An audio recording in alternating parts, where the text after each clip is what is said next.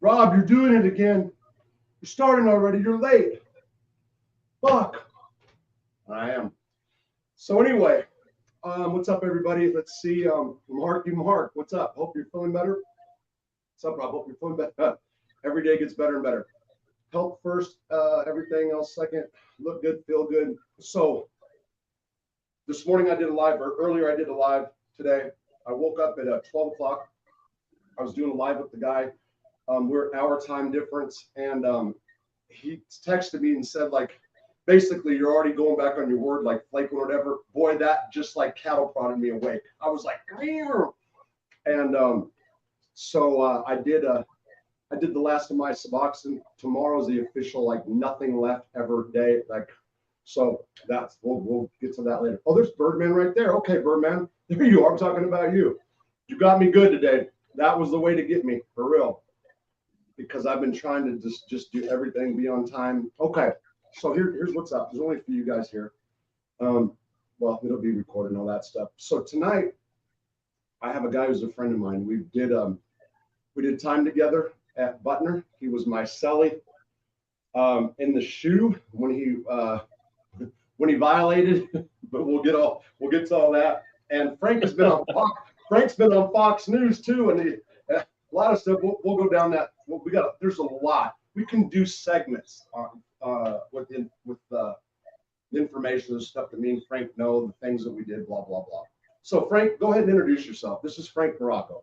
A little background. Hey, how you doing, everybody? My name's Frank Morrocco. I'm out of Buffalo, New York. I had a 262-month sentence out of Buffalo, New York, federal, which breaks down to 21 years and 10 months. That was a small guy in a drug conspiracy where everybody ratted, and my dumb ass went to trial. They offered me a year to tell, which wasn't going to happen. And they offered me 5 years, just plead guilty and go away. And they even offered me old law. And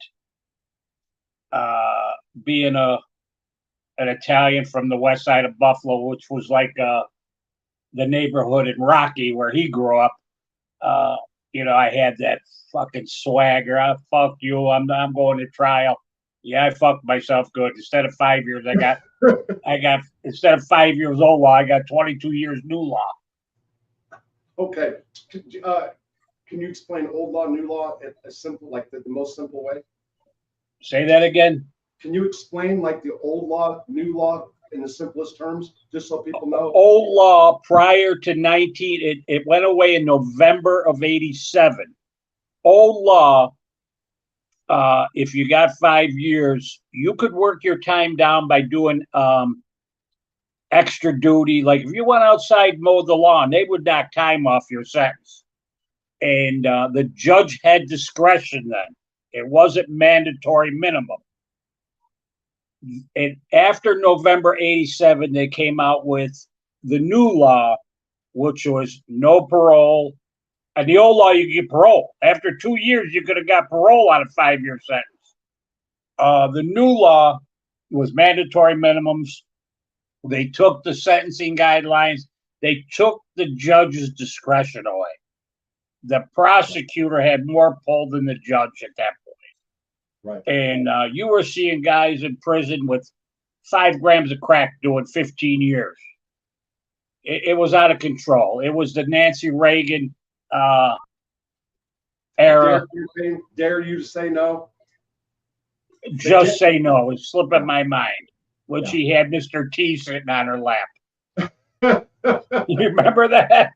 Yeah. So real quick. So it was all brand new, and it turned out that it was a draconian thing. Yeah. So now I think now they have more discretion. They revised the mandatory minimums, if I'm not mistaken. They did. I caught a few of them. Yeah, I got caught up in the wrong era. I caught myself up. I should have took the 5 years. Don't tell on anybody. I'll be out in 2. But I had that fucking West Side Dago swagger, fuck you, fuck everybody. And I'm the one that got fucked. I often tell people, I created my own life sentence. I talked so they didn't have evidence against me when they first arrested me, and I talked so bad and kind of taunted them, and I created my own life sentence. So anyway, okay, somebody real quick used to say, this is Fuzzy Butkus, used to run to Towanda every night from Michigan. You know where that's at? That's where you live, isn't it? Towanda? You. Somebody said. No, I live in a suburb of Buffalo, New York, West Seneca. You're talking about Tonawanda. That's what I'm sorry. Yes. Yeah. So in other words, the guy's saying he's familiar with the area of Buffalo. That's all he's saying. It's probably, is it somebody who knows me? No. He's surprisingly because no, I just because I put up that you're from Buffalo, so he's just saying, well, what's this guy saying? Good evening. Pretty crowded in here. Oh, you're making fun because there's only 18 people. It's all right. Sunday night, it'll be watched. Birdman Drug Stories, good episode. Gotta watch it from the beginning. Thanks, Henry. That was what I did earlier, Frank. What's up, Sean? This is your brain on drugs. Yeah. Okay. So Frank, tell me what growing up in Buffalo. You grew up in Buffalo, right? Grew up in the West Side, strictly Italian neighborhood. Tell me what it was like when you were a kid, if you can. It was the best. I grew up in an Italian neighborhood. Of course, we had the mob there, and everything in that neighborhood. Like there was no crime. Now it's the ghetto. It's the ghetto now. But back then, the Italians ruled that neighborhood. We had our local mob there. The old ladies could walk the street. They were safe. There was no drugs at the corner. There was none of the bullshit, man. And it was beautiful. What happened though is, a lot of the Italians started moving out, and the undesirables started moving in. And now the main drag on the west side of Buffalo is called Grant Street. And there was nothing you couldn't find in Grant Street. Jewelry shops, soda places, restaurants, Woolworths, Kresge's, which turned into Kmart. Everything was there. It was just the best. I went to high school. I was popular. I had the hot rods. I had the chicks.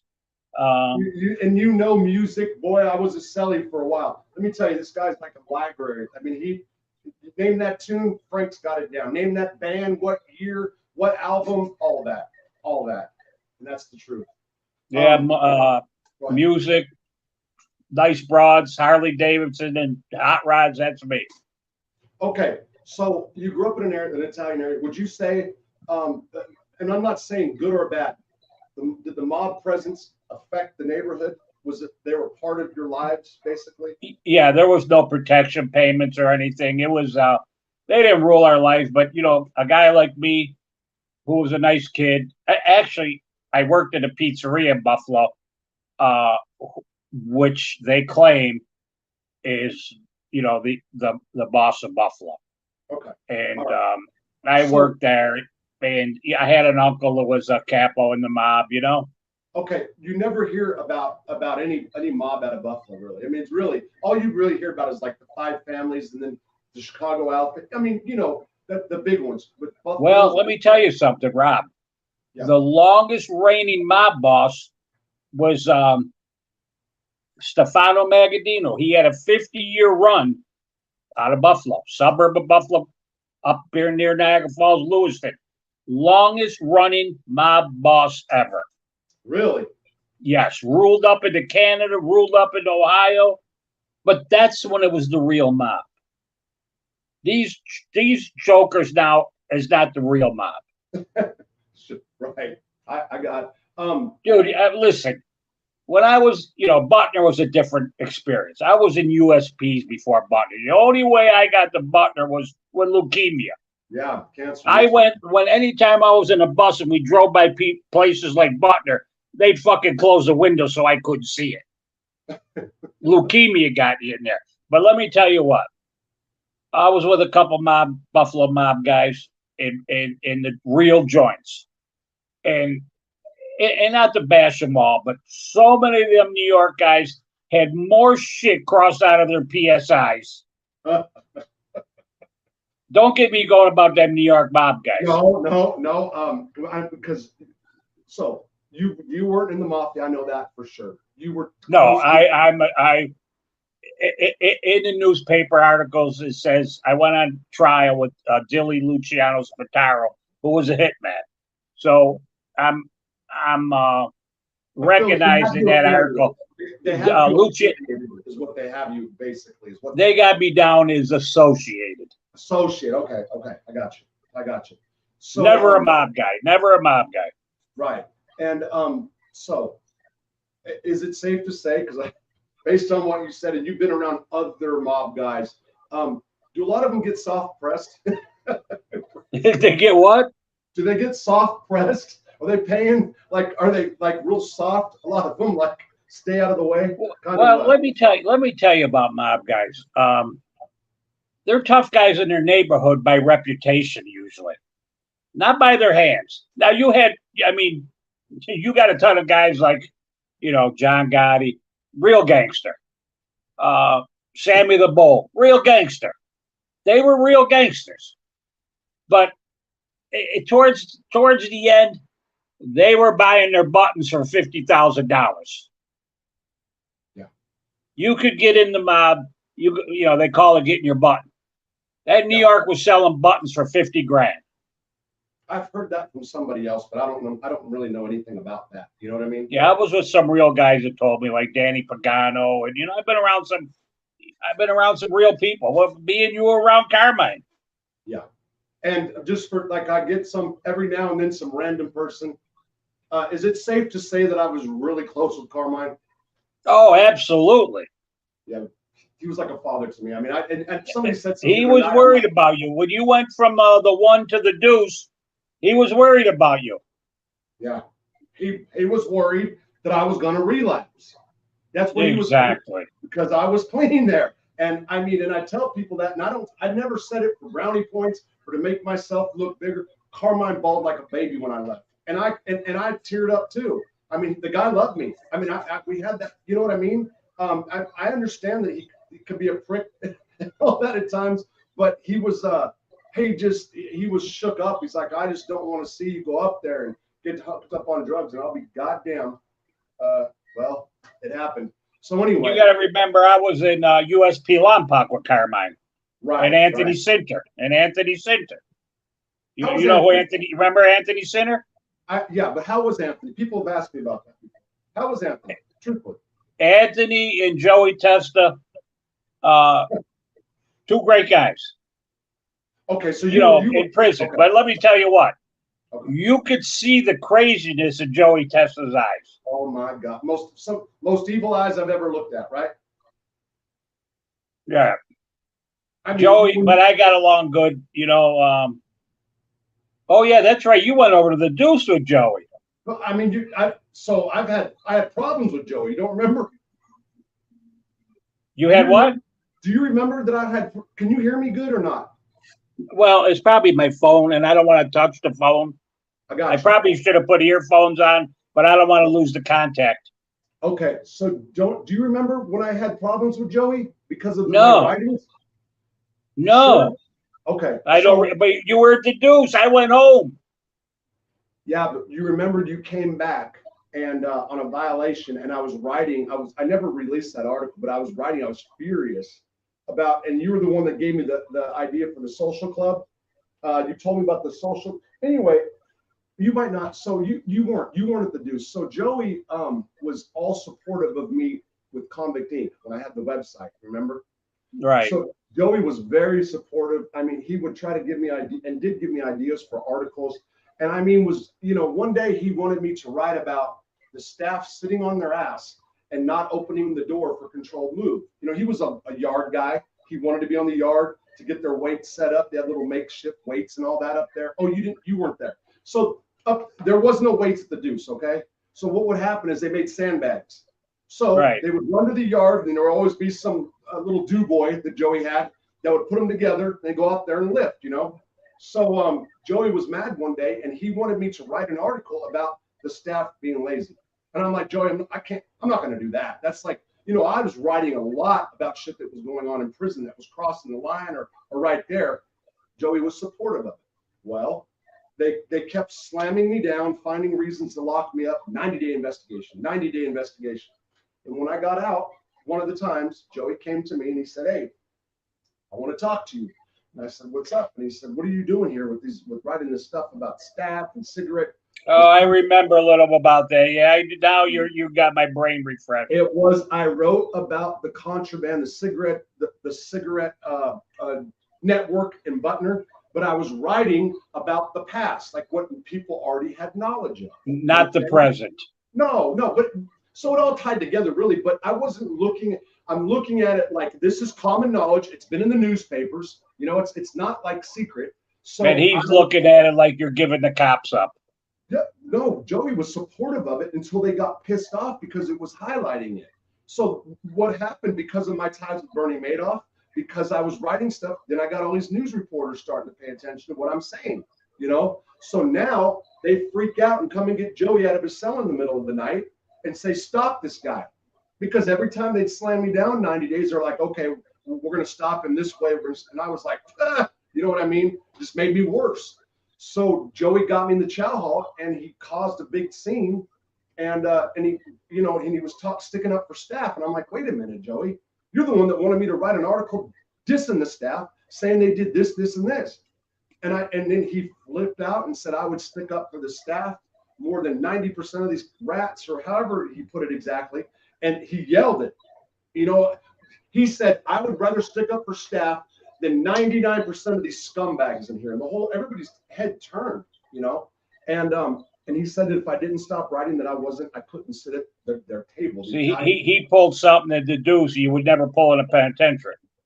Absolutely. So anyway, when that happened is when I grabbed my trade, smiled in his face, tapped him on the back, and said, you know, I went and I sat with the chomos, you know, the undesirables at the first table. So you haven't paid attention. I've been beat up on the internet about guys saying, "Oh, Russell's a chomo lover." I was doing it just to say fuck you to Joey. You understand? You know me. Right. You know, so I was doing that so people were looking at it and they would have to ask me, "What are you doing? Why are you sitting here with all these creeps?" You know? And I'm like, "Oh, they're better company than Joey," because I was so fucking, you know what I mean? So you understand. And that was yeah. Listen, he had every Italian guy in the yard come and try to talk me out of it because it was embarrassing to him. You understand? Because I would openly say that. I was treating the guys that had all those cases. It wasn't just it was rats, childless, or whatever. I was treating them bad, you know, at the table. They hated me. I was like a monster to them. But yeah, it worked. 2 weeks I sat there, and Joey that's when he hated me from that point on, you know. But I think he's in a low now. He's at Terminal Island. Close to home. My hometown, Terminal Island in San Pedro. Oh yeah, that's right. It's in California, right? Hey, Frank, so I tried to get there when I was still in prison. They were going to let me transfer there because it's administrative. I had my case manager go talk to his case manager because he put a SEP on me. He put a SEP on me to get me transferred as a favor to staff. Okay, the staff had him do it. I don't believe for 1 second Joey did it. I believe that they used his name. They use people's names. You know what I mean? Mm-hmm. They use his name. So okay, all that's gone by. Joey's a man. You know, I figured, hell, I'll have these people reach out and talk to him. Let me talk to him. You know, they brought me into the office. The case manager. I literally was trying to talk to him. He said no. That's the God's honest truth. He said no. He would not remove the SEP from me. And that was my hometown. You understand? That was my hometown I was trying to go to.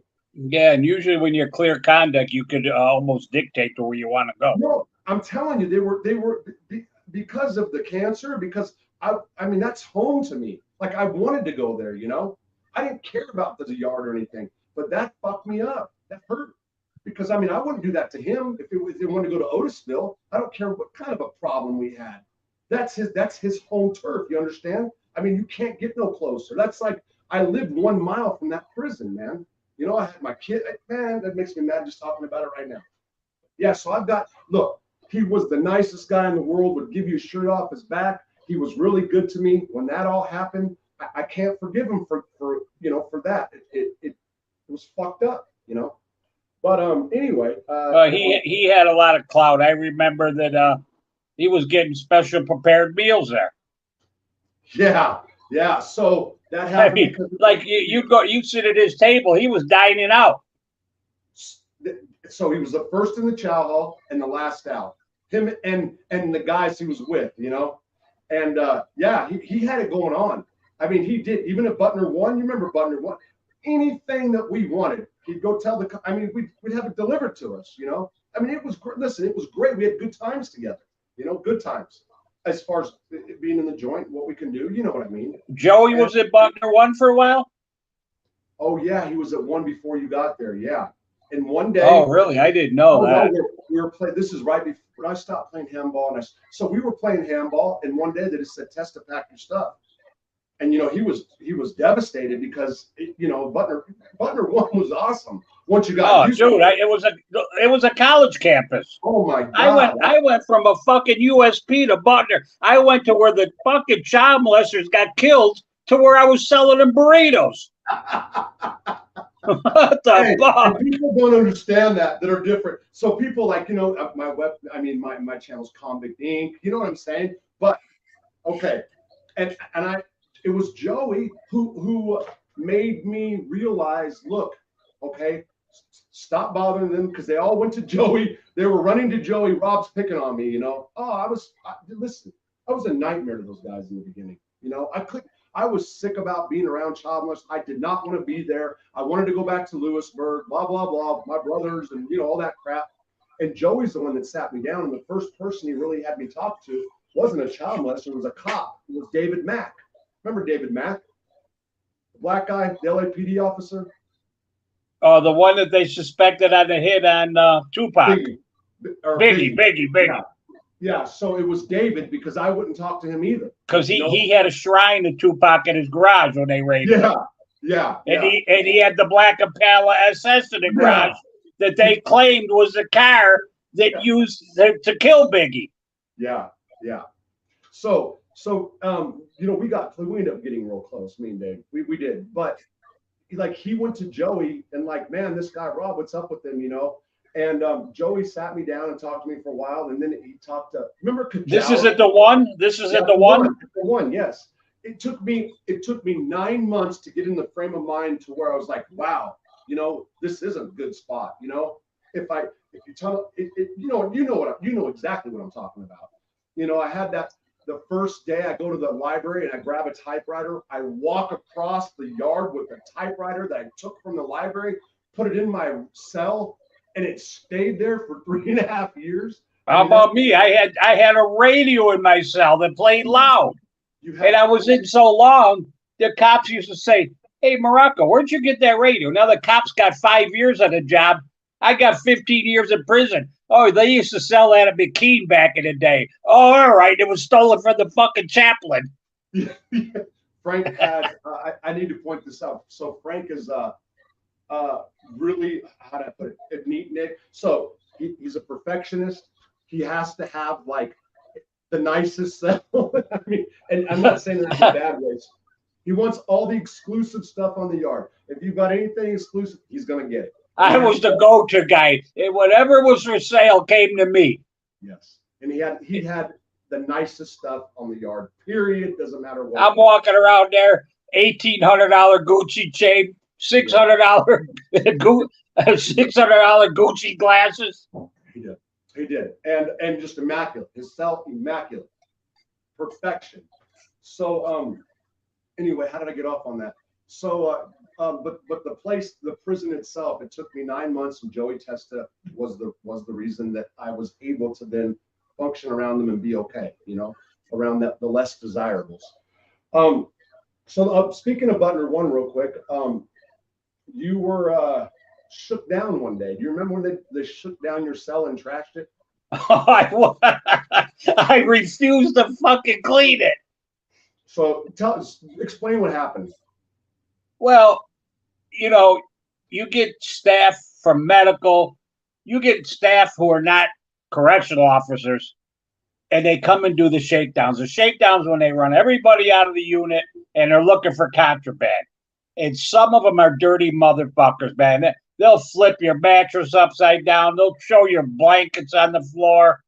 I came back and it looked like the FBI raided that motherfucker. And I said, fuck it, I'm leaving it. And everybody's cleaning their cell. They begged me to clean. I said, you clean that motherfucker. I'm not cleaning it. I forgot. I forgot what they asked me. They finally talked me into cleaning it. I think they offered me something to clean it. Yeah. So imagine. So they trashed his cell. They went overboard, right? They're not supposed to do what they did. They just fucked his room up. So then he's like, okay, well, I'm not going to move anything because that can't happen. Like the CO on shift, the next shift will get in trouble if they go in a prisoner cells is like that. So Frank's just like, okay, fine, I'm going to live like that. And they freaked out and then started copping deuces, running to him, trying to say, hey, what's it going to take? What's it going to take? I remember one cop got pissed off one day, and he comes on my tier on the one, and he shakes the cells down. So he comes in my cell. I'm going to make pizzas that night, and he takes my mozzarella cheese, which of course was stolen from the kitchen. Yeah. And when he takes my fucking cheese, he had came from somebody else's cell with a homemade tattoo gun. So now I got the tattoo gun. So I go to the office. And he was a nice cop. I said, dude, I want my fucking cheese back. He says, man, I can't give you your cheese back. Well, I said, I'm not giving you this fucking tattoo gun back. All right, he says, when we lock down tonight, I'll bring the cheese in there. Just give me the fucking tattoo gun. I extorted my cheese back from the cop. Hey, Frank, Sean, the guy is Richard Dowling, by the way, thank you. He just gave us both respect. Somebody asked, were you a biker? I'm just letting you answer. You know what? I was around the mobs, but I wasn't a mobster. I always rode Harleys, but I was never in a club. Like growing up, I was on the fence. Okay, am I going to be a gangster or a biker? I didn't know. Yeah. So I knew that answer, but I wanted you to explain it. That's why I was going to let you do it. Because you were like in the middle of both of them, and you were around both crowds. Well, I bought a brand new fucking Harley when I was in the cell with you in the hole. And we can go into the stock market crash if you got. We'll get there if you want to. That was why. You remember the tsunami wiped out my Ford stocks? Yes. In the hole, and you're listening to them. You're listening to yourself losing thousands of dollars while I was feeding the birds. Yeah. How much was it? Like an $80,000? I don't know. I lost a few grand, but it came back. Did it bounce back? Yeah. Okay. Go ahead. I that's what kept me afloat in prison was the stock market. Henry D. put convict ink. Buffalo is mentioned, but not very often. Yes, it is. Frank, buffalo wings. Where did they get the name from? Okay, let me explain chicken wings to you. They started in about 1969 at a place called the Anchor Bar in Buffalo. What had happened? It was owned by Frank and Teresa Bellissimo. Chicken wings were a part of the chicken. You either threw it away or you use it like for soup or something. It was not a popular item. She had kids and she fried some up for the kids one day while the kids were in the bar. And, this was something brand new and the kids loved them. Well, a couple other people tried them. Now, all of a sudden at happy hour, they're putting baskets of wings out and everybody's flocked and they were free. Everybody's flocking to the Anchor Bar for chicken wings. We never called them buffalo wings. That was, that's something that other states named it. So anyway, now the Anchor Bar, after the Sabres game, the Sabres are in there. After the football games, the Bills were in there. A single order of chicken wings, 10 chicken wings was $1.75. A double order was $2.25. But They started by accident. Okay, but and did they call them buffalo wings? Is that what they said? No, the other states started that. They were just chicken wings. Okay, I didn't know. Real quick, so I'm on Sean. Am I having problems with my mic? Is anybody tell me real quick? Anybody? I'm going to scroll down. So just let me know because it was mentioned. Anybody? Nobody? Well, come on, somebody. I guess maybe not. What's up, Joey? Sounds perfect. Okay, thank you. I appreciate that big time. Okay, so Rob got a history with Joey. He's at Terminal Island, Rob. Yeah, yeah, I know. Okay, so yeah, I knew you knew about the buffalo chicken wings. What else was I was thinking about something else that we talked about. Let me tell you what, you can't get takeout food anywhere in the world like you can in Buffalo, New York. That's the truth. We talk about that all the time, man. So I wonder if a Chicago guy would say the same. Well, they say the Chicago pizza is great, because they got that pan style pizza. I never had a real Philly cheesesteak. I would like to try that, but I love our pizza. Our chicken wings are the best. You know what I mean? We got exclusive shit here. Okay, I've never been to Buffalo. I had a cousin that lived there for a long time, and I never was able to visit because I spent my whole life in prison. I mean, as sad as it is. Anyway, came in late. It looks good. Foosball. You have another great person on content. Thanks, bro. Yeah, Frank is. And listen, I'm going to tell you something. Frank has stories for days. There's a lot. There's a lot. Okay, I'm trying to think of where to go. So there's something else about Buffalo or famous Buffalo people, and I couldn't remember. Was there an were you connected to any of the football players in the team? Is that you or? I never was. No, I don't know much about football. I was into hockey for years. Well, I didn't know if you sold coke to one of those guys a long time ago in the '80s or something. Somebody up there you did. Well, no, O.J. Simpson, yeah. Rick James, shit like that. We were around that. There was so many times back in the day they were going to do a raid on the house and they had to stop because O.J. was in the house. Really? Yeah. Oh, yeah. O.J. If O.J. was somewhere back then, everything stopped. And Rick James is from Buffalo. Rick James is just a phenomenal dude. He was? Yeah, Rick James was the best, dude. So, let me tell you what, there was nobody more on top of the game in the early 80s musically than Rick James. Rick James was a magician. He wrote, he played, he performed. Rick was the man. Let me tell you what. Rick James, phenomenal guy. Joey got those. So Marky Mark said Joey got those kosher meals. Nothing better than having action on the yard. This guy did a lot of time, by the way, Frank. Drops and cops, all working for me. That's the only way to live large, get paid. So this guy he says he knows people that work at Terminal Island. I know he ain't nothing but man for sure. Maybe you rub shoulders with one of them. No. What's good, Ross? So hope all's well. I like the new setup. So this is not a prim. I'm going back and forth. I did a video about this room and the other room earlier. You guys might want to check it out on the video section. It's only 4 minutes long. Okay, Frank. So let's do this. So when did you start getting into criminal lifestyle? You know what? I was a nice kid, but I always had a criminal flair to me. And not a stick-up man or anything, but my parents were the straightest people. They were the coolest people. But I just always had a little criminal flair, not like a gangster by any means, just petty shit, I don't know where it came from because nobody in my family had it.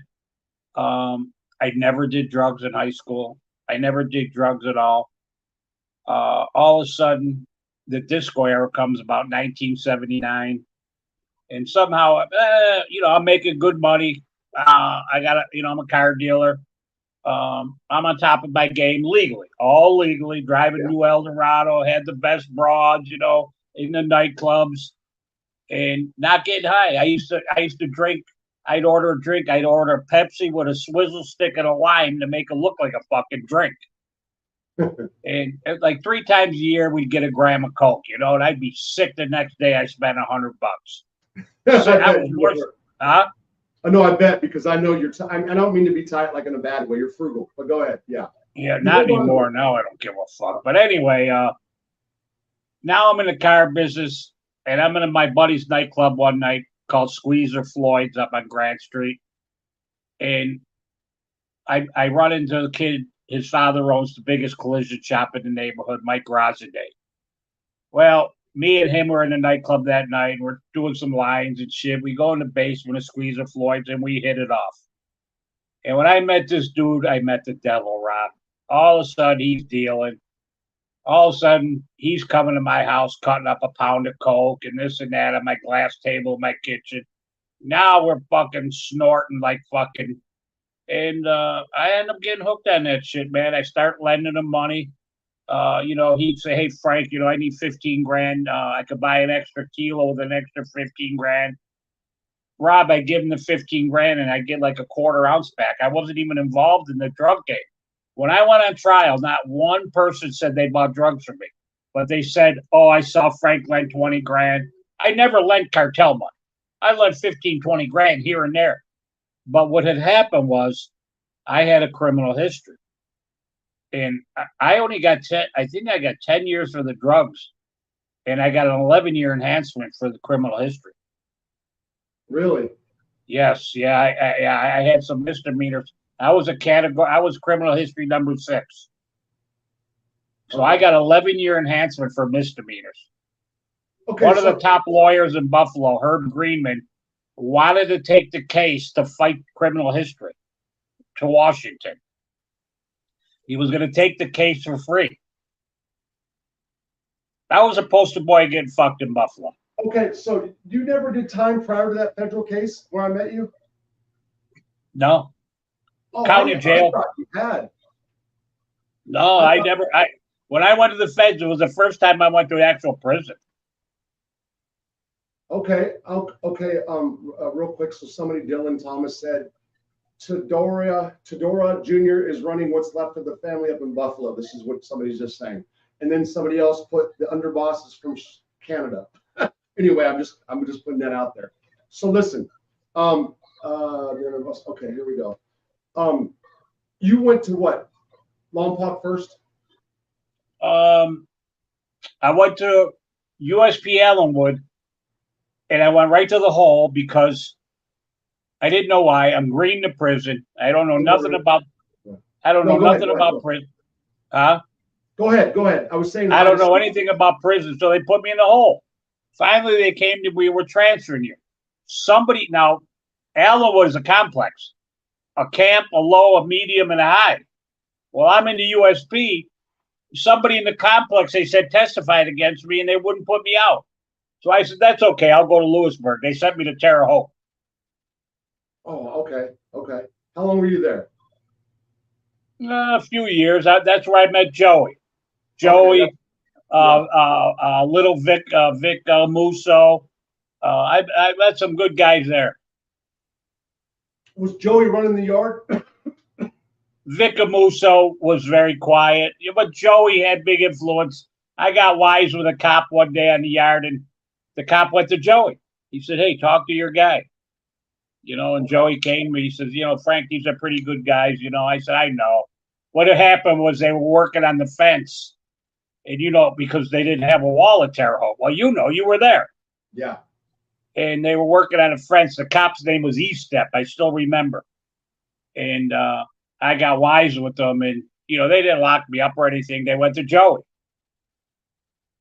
Yeah. So I will say that the staff at Terre Haute loved Joey Testa. So much so that I talked bad about him one day and they fucked my cell off. They did. That's true stuff. You can make of that what you want. So you went to Lompoc from there? Oh, Rob, I can't even tell you how many places I went. Okay. I finally made it to medium, and I didn't perform good in the mediums. I performed better in the USPs. I did. Did you? Yeah, you had more real people. Okay. So this is where I was trying to go with the segue to Lompoc. You were with Carmine Persico in Lompoc, right? Yes, I was. For how long? How long were you there for?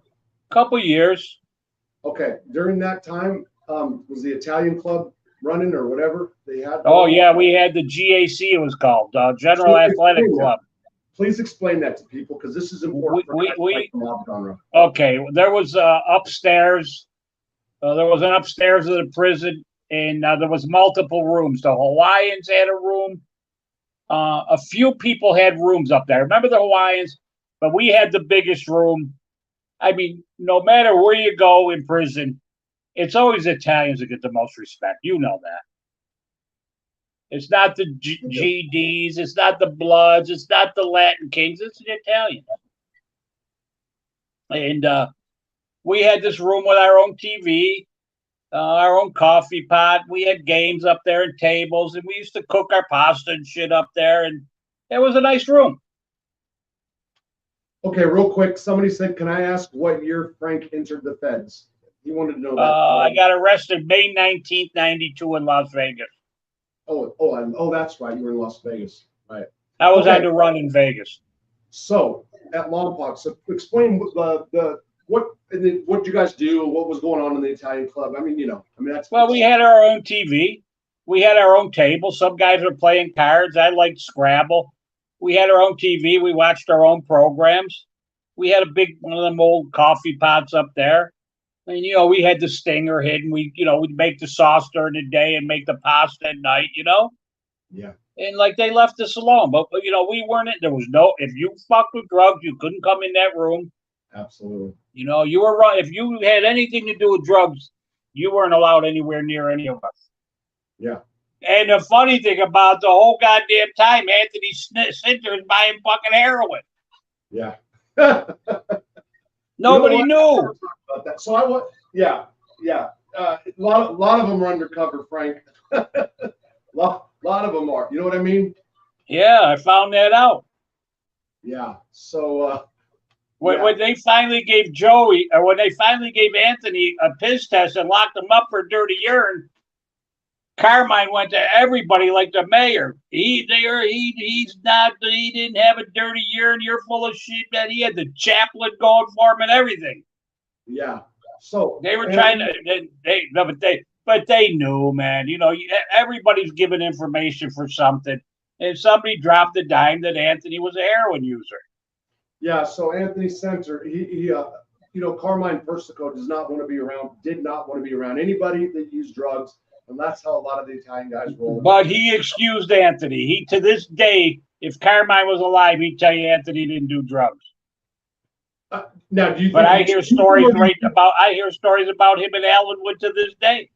Okay. Do you believe that Carmine thought he was doing drugs and excused him, or do you believe that he thought that he was not? I think Carmine was naive. Yeah. So everybody hid it from Carmine about that, is from what I understand. Yeah. I knew nothing about it. Yeah, so I knew some black guys that I talked to about this very subject. As a matter of fact, did you know Big Wayne? Crip? Who? Wayne. He was a Crip out of Los Angeles. At Lompoc? Yeah.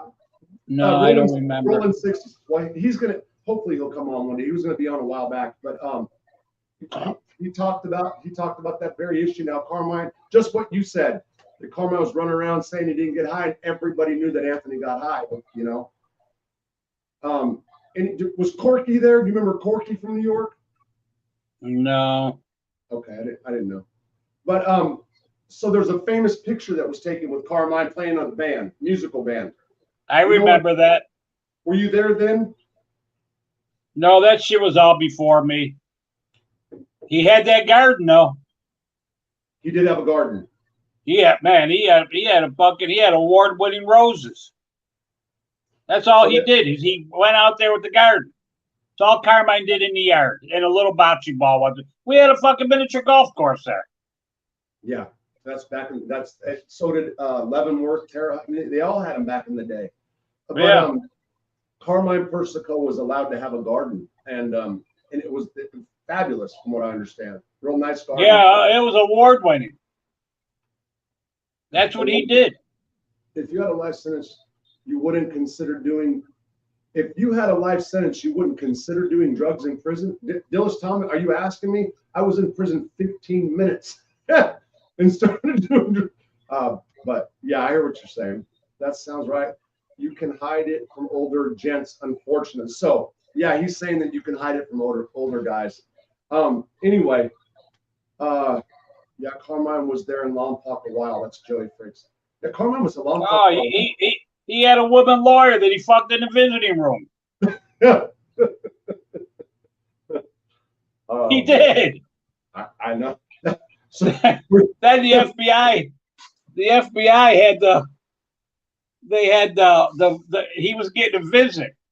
So they had the visiting room bugged or something. Yeah. And they wanted to put Carmine in the hole for something so they could bug another room where they were going to put him. So they came and fucking threw him in the hole for some roast beef, a couple slices of roast beef. He says, I forgot what he said, but he knew what they were doing. They had the fucking room bug to listen to his conversation. That one guy that got close to him, I forgot his name, Operation Snake Charmer. You weren't there then. That was after, right? Before you? What happened with that? I don't remember that. You don't remember there was a guy that came in and worked for the feds and was snitching on Carmine, saying he was running the family from prison? They called it Operation Snake Charmer. I don't remember that, but you know what? I read an article the other day that said he ran the family till the day he died. Yeah. But it was an article. Who the fuck knows how true that shit is? Well, yeah, you know. Yeah. Okay, so how about this classic? Go ahead. How about when they threw the juice in Carmine's face and I got a hold of Jerry Capici? Okay, I was kind of going from like step by step. We can go there right now. So okay, go ahead. So I've had Steve on. I don't know if you've seen the article with Stevie, who I've got nothing for ever again, the Greek. Nothing whatsoever. And I'm saying that because he had no right to do what he did with my wife when I got locked up. And that means you mentioned a little about that. I've been in touch with him. I haven't talked to him in a couple months.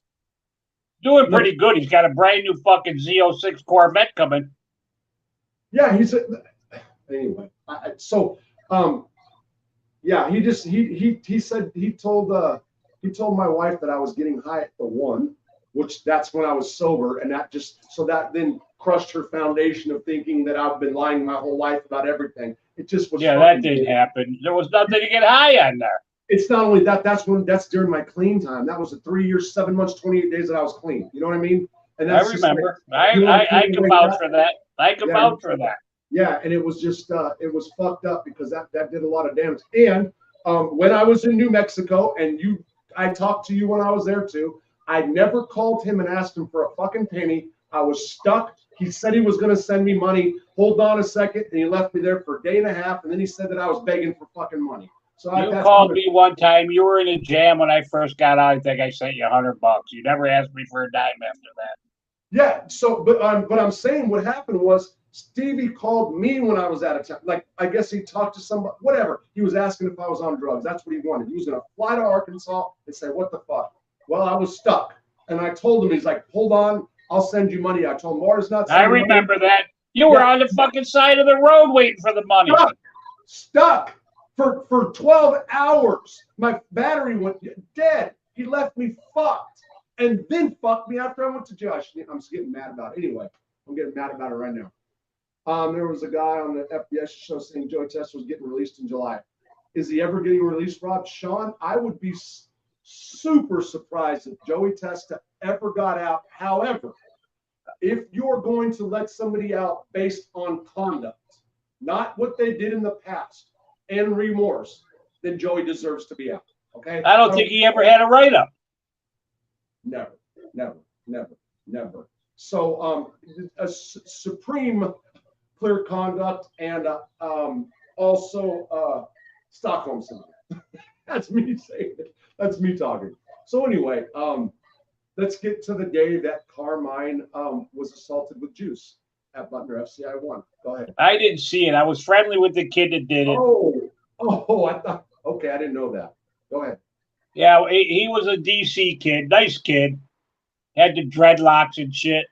Because after he did it, he came to me and he said, Frank, he only had a couple of years left. He said, am I going to have problems on the street when I get out over that? He I was said, scared. fuck no. He was scared, right? Yeah, he got scared. What was? But anyway, go ahead. he, Carmine had his own table. He had the flunkies that locked the table down for him until he got there. That was his table, and it was in front of the glass window that looked out of the manicured yard. And this kid, finally when Carmine and them were done dining, they'd give the table up. Well, this kid pulls up and he's huffing and puffing that he wants the table. And Carmine said something to him. The kid threw the fucking juice right in Carmine's face. Yeah. So now this was the point where I had my fill of Carmine Persico.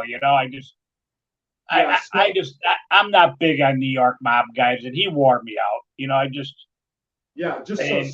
So anyway, so here what happened, and I'll say that. So Frank's my friend. Carmine I was super close. He was like a dad to me. That's the truth. If you like me, I'm not from New York.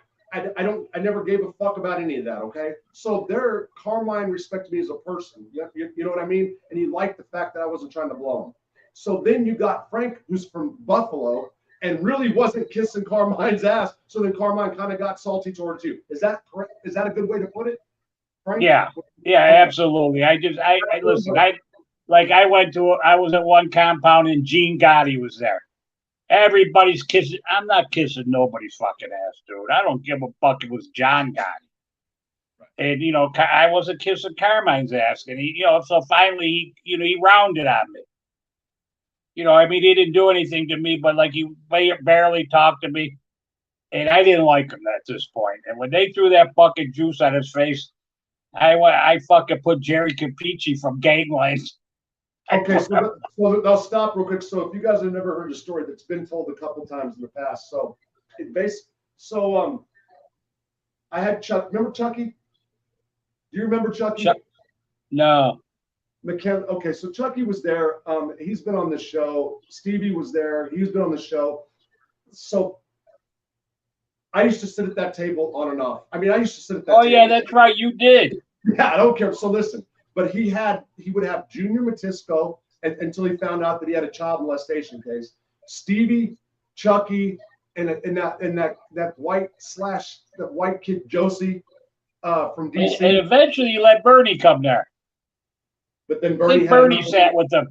Yeah, then Bernie had maybe after I left, but Bernie didn't really want to sit around him too much either. But anyway, so what happens is the table's locked. So Carmine has whoever can get out early and hold that table down. He has them hold it down. And that kid, the one from DC, I don't remember his name, the one that threw the juice on him. I can't remember his name.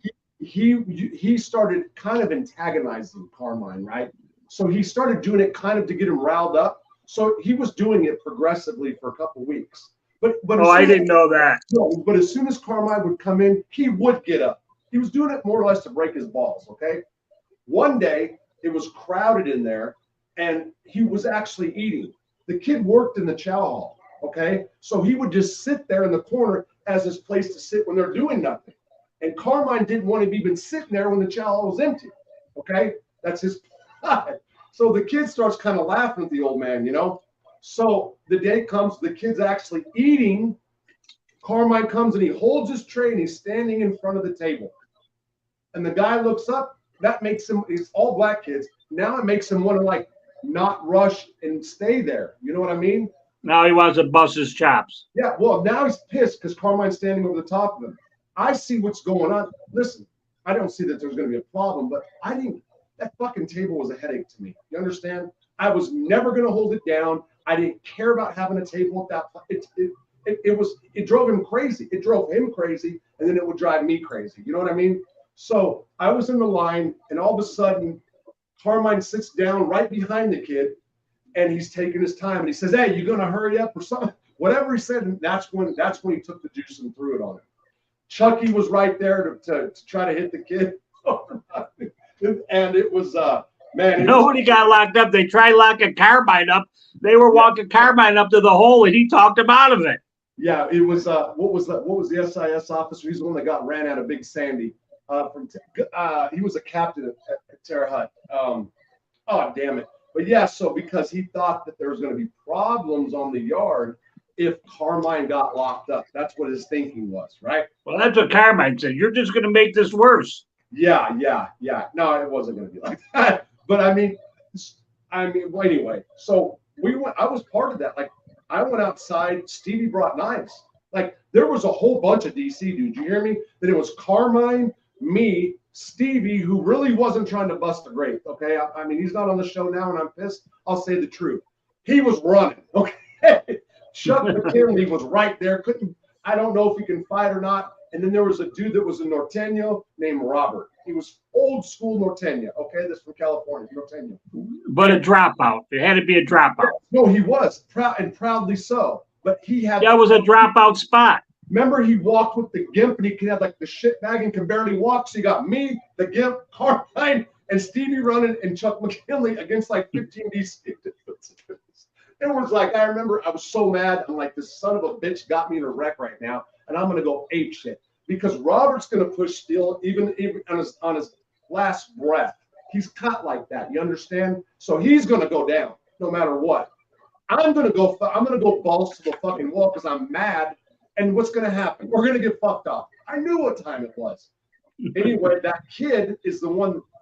He kind of was like, man, these dudes are all crazy. Like we're gonna mop them up. This is what the kid, I can see in his face, you know. And I was gonna go like tell him, hey, listen. But Carmine wanted to talk, and Carmine trying to save face or whatever happened. Long story, you get wind of it. The kid comes back to your cell block. Where'd you live? North Carolina? What was the block? Where did you live? I forgot the name of that shit. Have you? Virginia? Did you live in Virginia? Okay. I think so, yeah. The one next to Bernie. He comes back. Yeah, Bernie was in Clemson.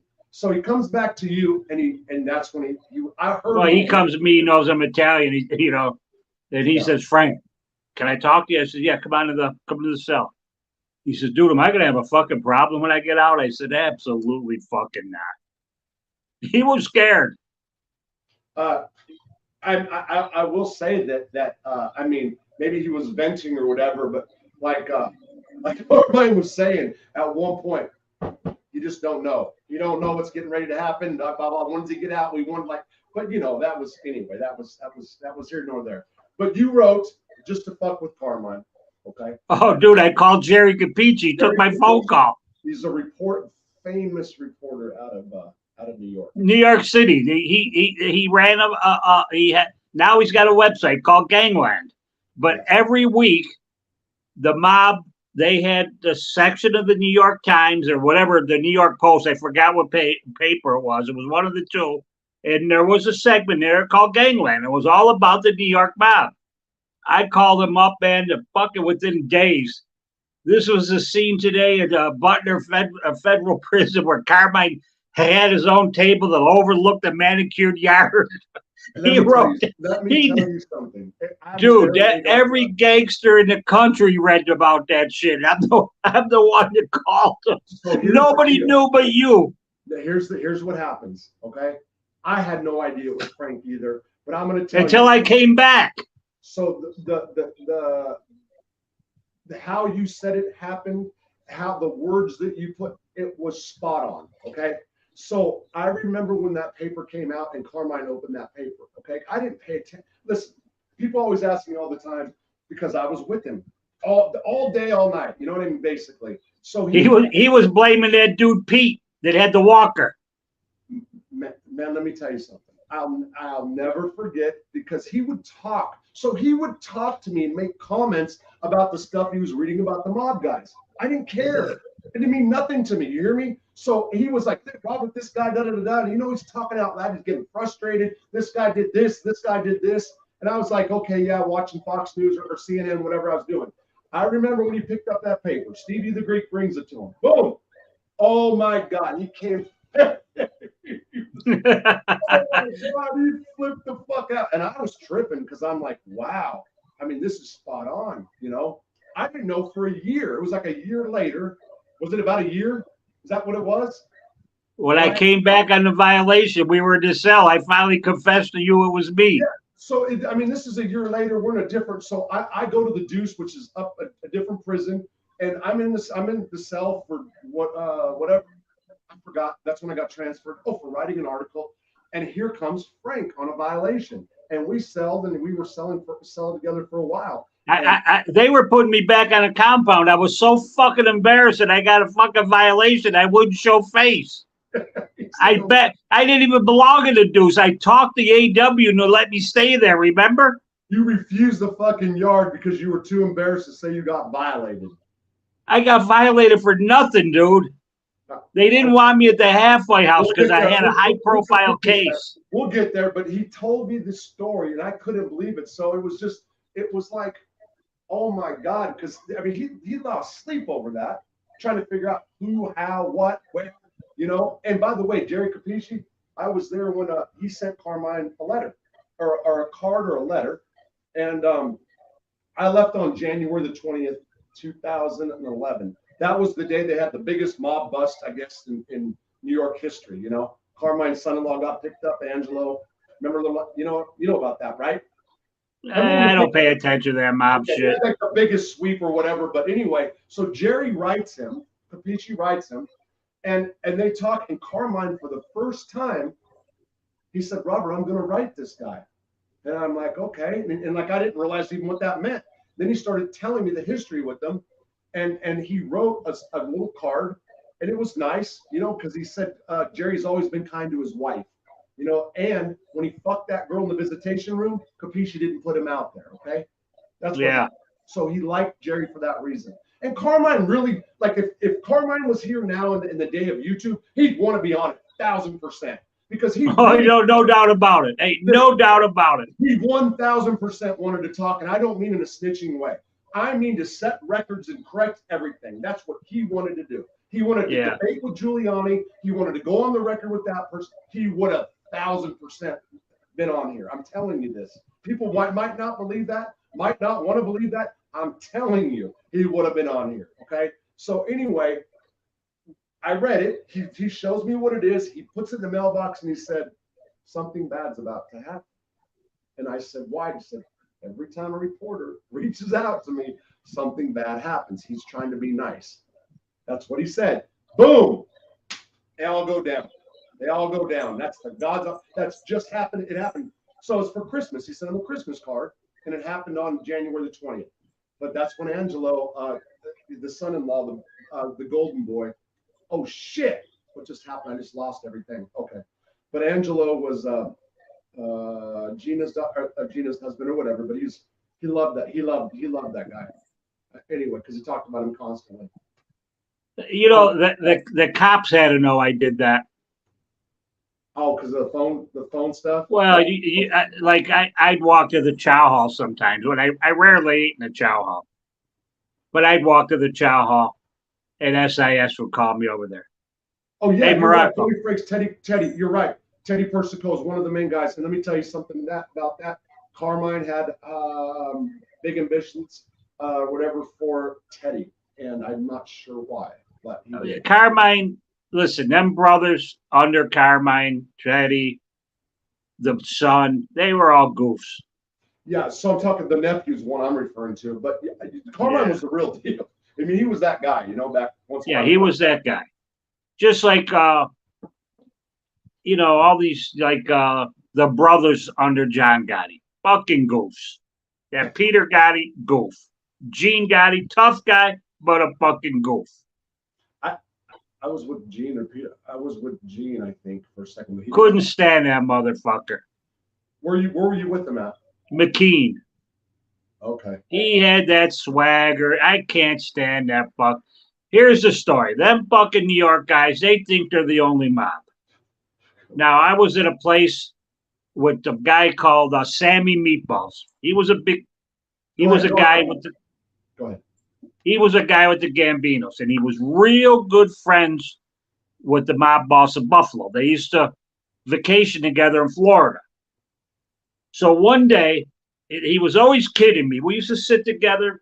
I sat with Sammy Meatballs, one of my friends who was a Buffalo mob guy, and we'd have coffee and shit at the table, and we'd eat together.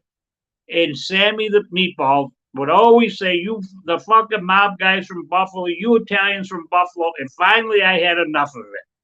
I said, you know what, Sammy? I said, you motherfucking mob guys from New York are the only ones that got a fucking website and newspaper article talking about all the fucking rats you have. That motherfucker never talked to me again. He never talked to me. And it was the truth, dude. When you read this shit. The Chicago guys felt the same way. I'm going to tell you something. I'm not going to try to start, but the Chicago guys, boy, they're brutal on guys from New York about the same type of stuff. I can't stand them. Now, I mean, I was in the cell. I was cellmates with, what the fuck was his name? He was from the thing. What's that mob show that used to be on TV? Sopranos. The Sopranos. He was, his name wasn't Testa. It was Mike. I can't remember. Anyway, we were cellmates, and he was out of New Jersey.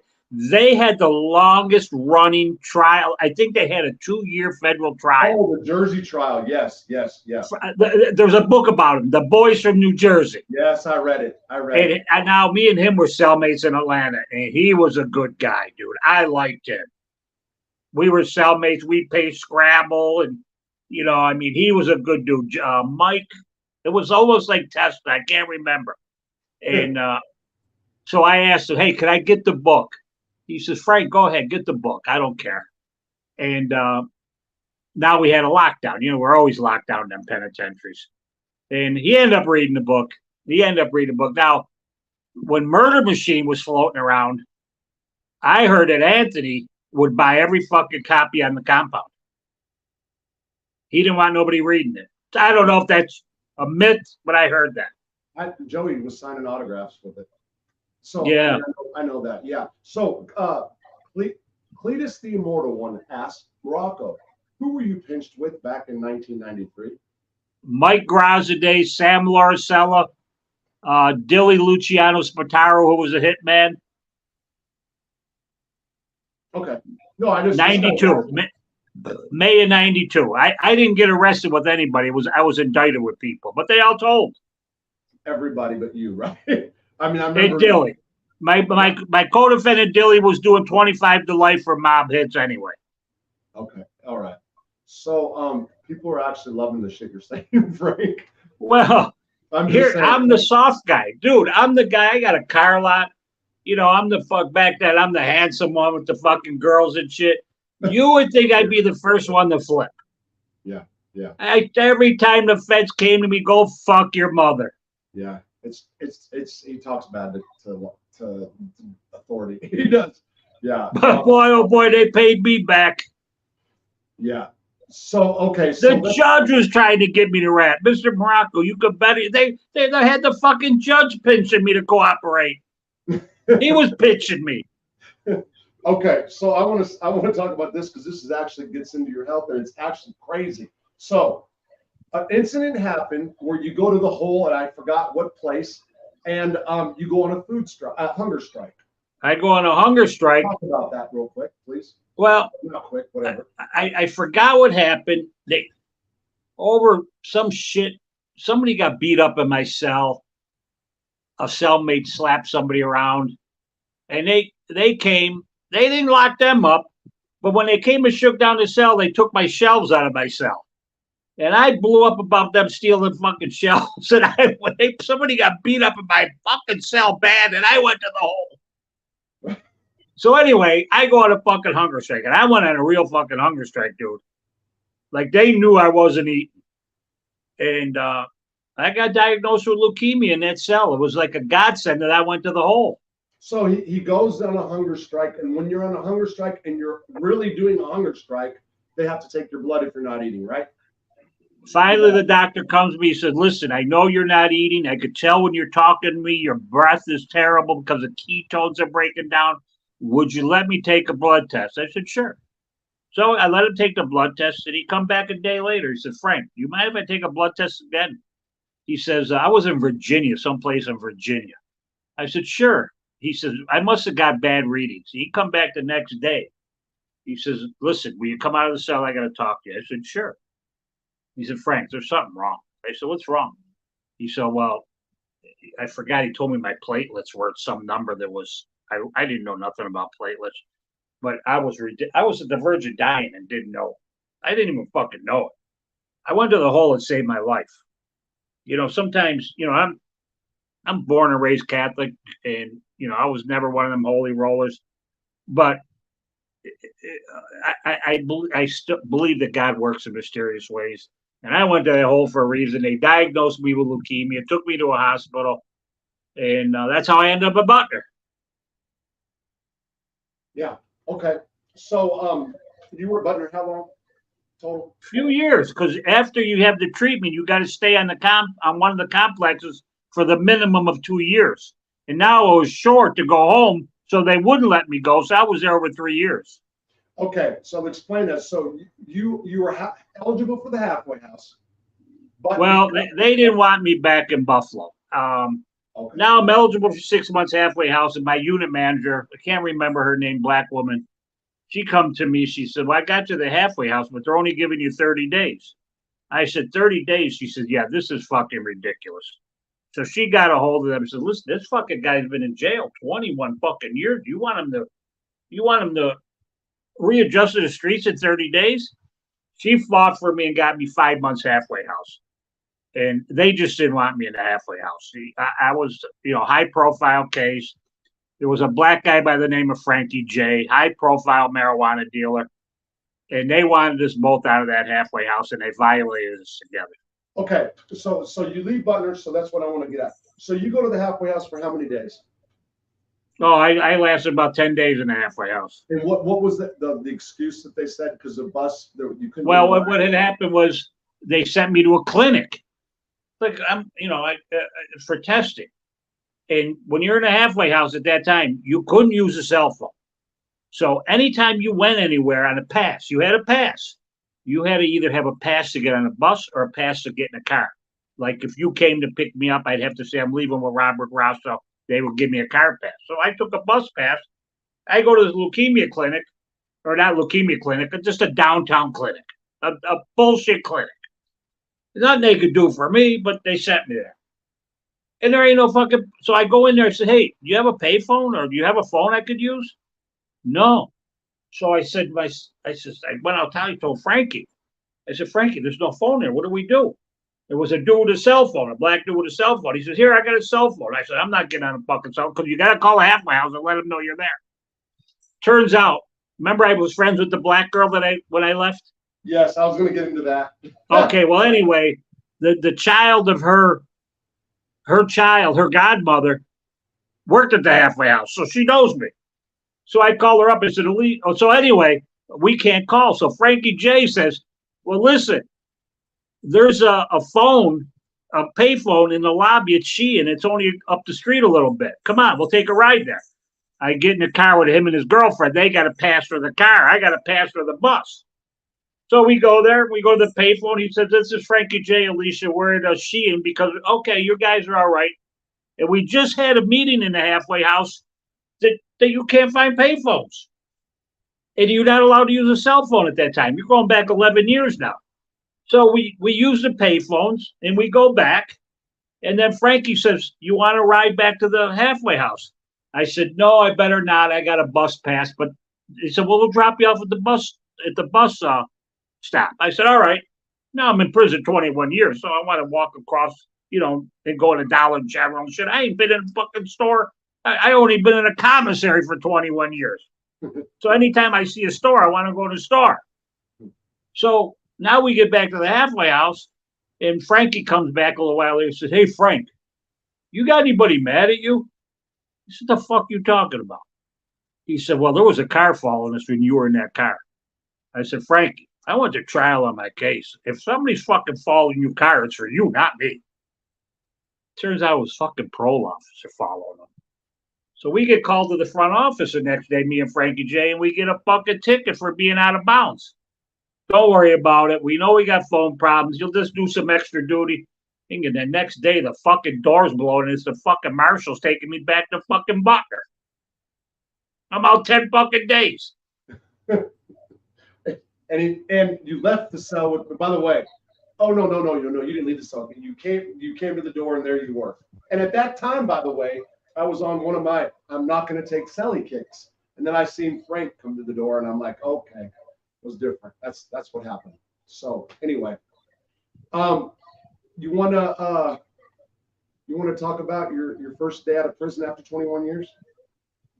I wrote an article about this, by the way, and it did really well, actually, as far as views. So now I'm calling a black girl I know, or the grandmother. I said, Joanne, man, I've been in 21 years. She said, Frank, I don't know anybody. She said, but my granddaughter's going to be here later. Her granddaughter grew up around me. She was a kid when I went away. She was 12, 13, but she always liked me. She used to say, black girl. Man, Frank's got it going on for a white boy. Right. Yeah, and she was cute. I get out, I'm 55, and she's in her 30s. So anyway, she said, my granddaughter's going to be here Sunday. Call Sunday. I said, and her granddaughter was Felicia. I said, Fee. I said, I'm getting out. I says, she said, what are you looking for, Frank? I says, I want to get laid. She says, Frank, I got this. I said, seriously? You said, I got you. So I get out. Now I'm supposed to be on the bus, and the captain knows when I leave. He says, Frank, how you get? You said we got your bus pass already. Captain Smith, remember? Yeah. So I said to the Smith, fuck that bus. My friends are picking me up at the bus station. He says, I don't want to hear it. So my friends pick me up. We get as far as Virginia. They say, well, when we get to Pennsylvania, now I got the girl meet me in the hotel. So we're driving. They said, well, let's spend a night here, I said, Sue, I got a girl waiting for me in a motel. I made them drive all the way from fucking Carolina to Buffalo nonstop. So I get to the fucking hotel. I start calling her number. First of all, they gave me this card to get in the door. I don't know how to open the fucking door. I don't even know how to open the door with a key. Yeah. I'm calling the girl's number. We stop. I get a cell phone in Virginia. Everybody's calling me for the prison after the 4 o'clock count, because I'm on the road. Everybody's cheering and shit. Frank's out. Good luck. My fucking phone's going crazy, and I'm hearing these beeps. They said, what the fuck is that beep? Oh, you're getting a text. What the fuck is a text? I didn't know what the fuck was going on, So anyway, I get to the hotel, and I'm calling the girl's number. She ain't answering. She fell asleep, it turns out. So now this is my first night out of prison. I'm in a fucking nice hotel downtown Buffalo. So I start walking around. So I catch a security guard. I said, dude, where can I get some action? He said, what are you looking for? I said, I want some pussy. I don't know if you got it in where you lived. You got Backpage? I've never had to look. You heard about it? I heard about it, yeah, from Gary. They said, well, Buffalo like Backpage. Stop the games or something like that. That's what I heard about in rehab. Yeah. I'm walking around the streets. I'm not out of prison fucking a whole day yet. I'm trying to get some pussy. Like I'm looking for a hooker. I can't hook up. He said Buffalo Backpage. I thought Buffalo Backpage was a newspaper. I didn't know it was a website. I don't know what a website is. I didn't know how to turn the motherfucking TV on in the fucking hotel. So finally in the morning. That's when I started drinking. That's the night I started drinking, my first night out, when I couldn't turn the goddamn TV on. That's what happened to me. Go ahead. So finally, I get her in the morning. She says, Frank, I fell asleep. Let me take a shower. I'm heading over there. So she gets there, and she says, a good thing I fell. She says, if I hadn't fallen asleep, my girlfriend was coming with me. I was going to fuck both of them broads. Anyway, I end up tearing her up for fucking, I'm 55 fucking years old. I tore her up. She says, you surprised me. She just thought it was going to be a 10-minute deal. Like, I got her fucking on the chair. I got her fucking, Then, I did an article about this, by the way. I put an article out there. I don't remember what website or whatever I did. Well, you did the one article, convicted drug dealer becomes inmate stockbroker. Oh, that's right. That's what it was. And the whole goddamn fucking parole office read it. Oh, it flew around. It went. Yeah, it was a popular article. It was. So anyway, that's what happened. That was my first night out. And then when I came back, I thought I had something. I had to put my dick through the slot in the door, and that good-looking nurse is holding my dick, taking a swab. You remember that? You went to the yard. I forgot about that. Yeah, she said, you must have had a good fucking time, huh? Yeah, when you came back. Because I was back in 10 days, I thought I caught something. You were burning. You were burning. But it was nothing. I think it was all in my mind. Yeah. Because she was a clean girl. Yeah. I think I was at Rec. What was I in the cell or was I at Rec? I must have been outside of Rec. But I remember when that happened. That happened to me with hemorrhoids, by the way. I had to bend over with the guard, with the PA on the other side of the door. Well, I don't know if you remember. That was a pretty ass little PA that used to come around in that deuce. She's real pretty. She's holding my dick. Yeah. Yeah. And she said you must have had a good time.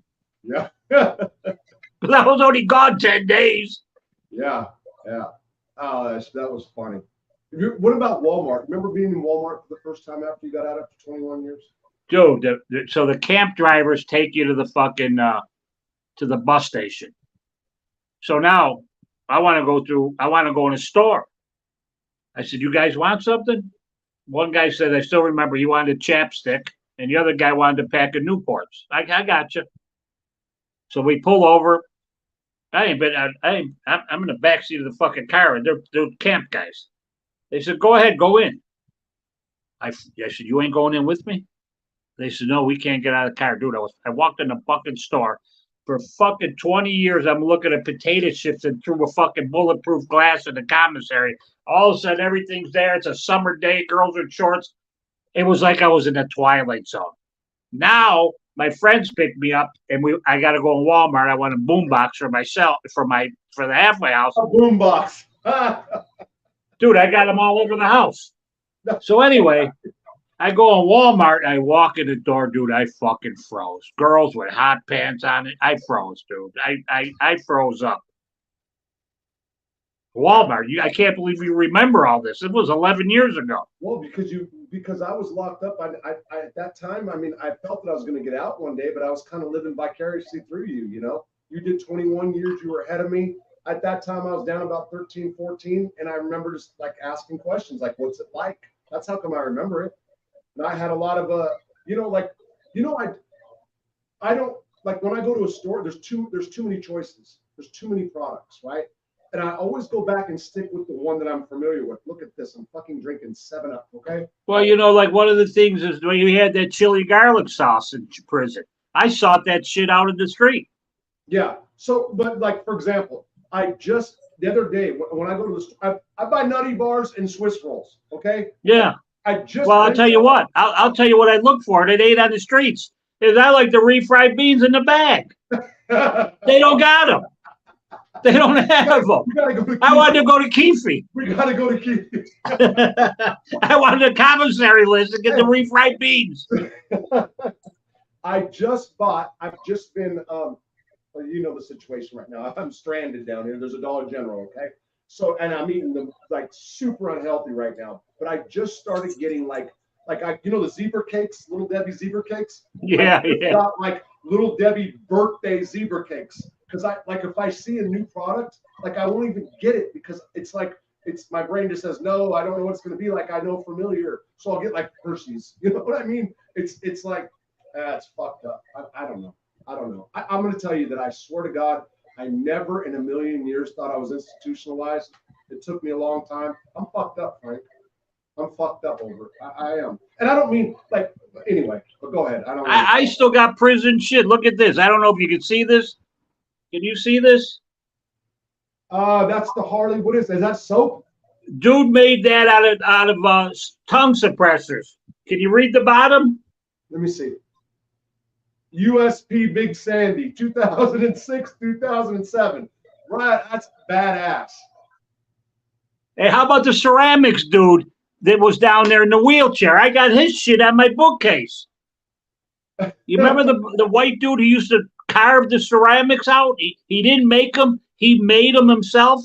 Monsters and shit. Wait. The wheelchair guy?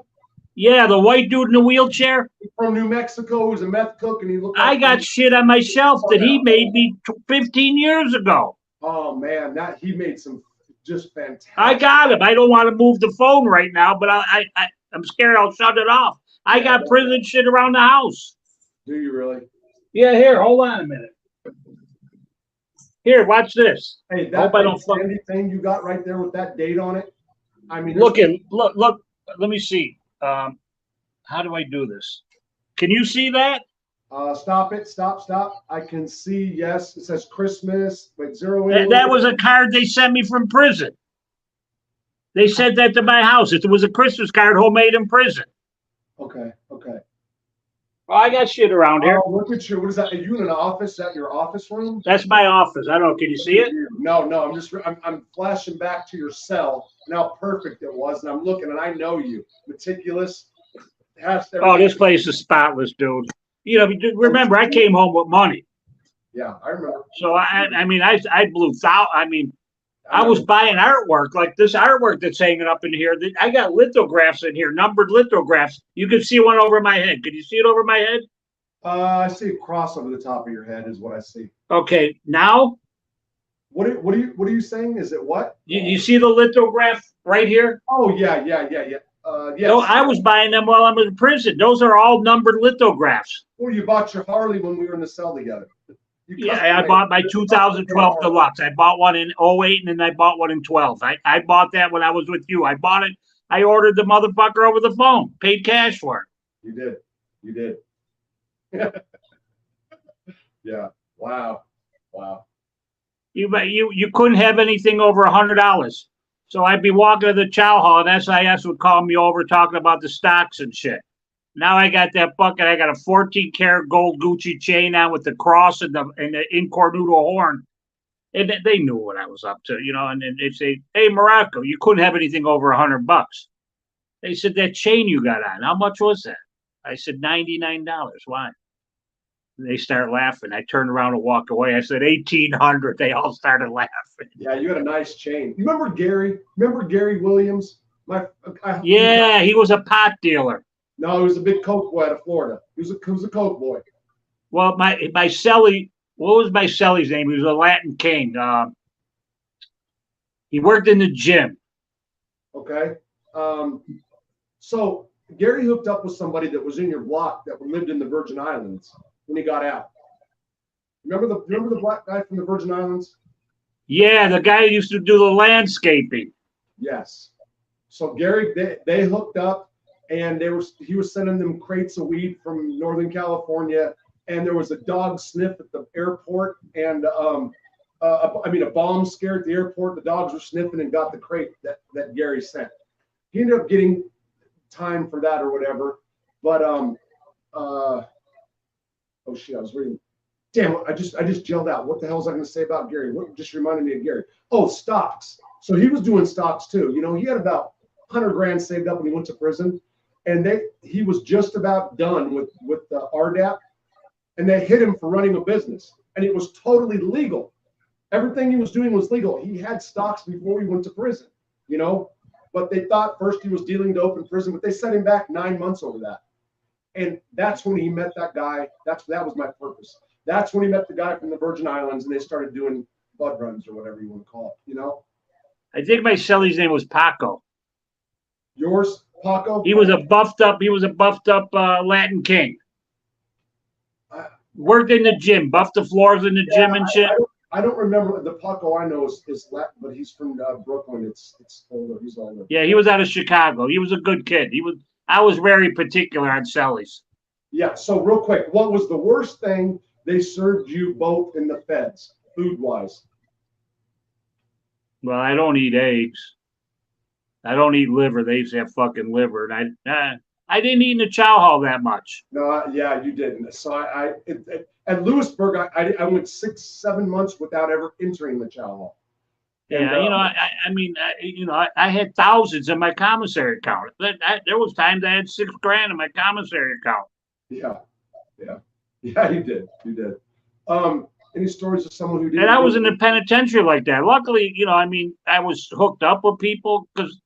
You're walking around the USP with a fucking chain on. It's almost $2,000, and you got a fucking $600 pair of glasses. They were taking that shit from some motherfuckers. Yeah. They just take it. I never had an incident like that. Of what, somebody just snatching your chain? Yeah, they would do that in the penitentiary. Absolutely. Yeah. I never had that problem. I wish I could show you pictures. I got pictures. I'm right in the middle of all the Latin Kings. Was Frank and Big Sandy with Chad Marks? No, Chad, you weren't with Chad Marks. You don't know Chad Marks, do you? No, I wasn't I wasn't Big Sandy for a while. I liked Big Sandy. I became a medium and went back to McKean, I think. Did you? Okay, but so the answer to can you wear jewelry in prison? Yes. But now you used to be able to have it back in the day. You could have your family send it in, and they didn't care that. I mean, you saw dudes walk around with rapper chains in prison, Yeah. and the penitentiaries they were walking around with rapper chains. Well, Yeah. now you got to order through the chaplain, and they're $60 and $70 gold plated. I got a picture that I was showing somebody yesterday. Every one of us had chains on, gold chains and shit, and designer glasses. Hey, I'll never forget when I went to the feds first started was at Leavenworth, and there was an R&B station, and they called it Way Back Wednesday, and all the black dudes on Wednesday night would like get hooked up. They'd like they're going out on dates or something. They'd get all their chains, press their sweats. It was crazy. But that's when all the jewelry would come out. Anybody that had money on the street, any kind of money person that moved weight, you can tell. You know what I mean?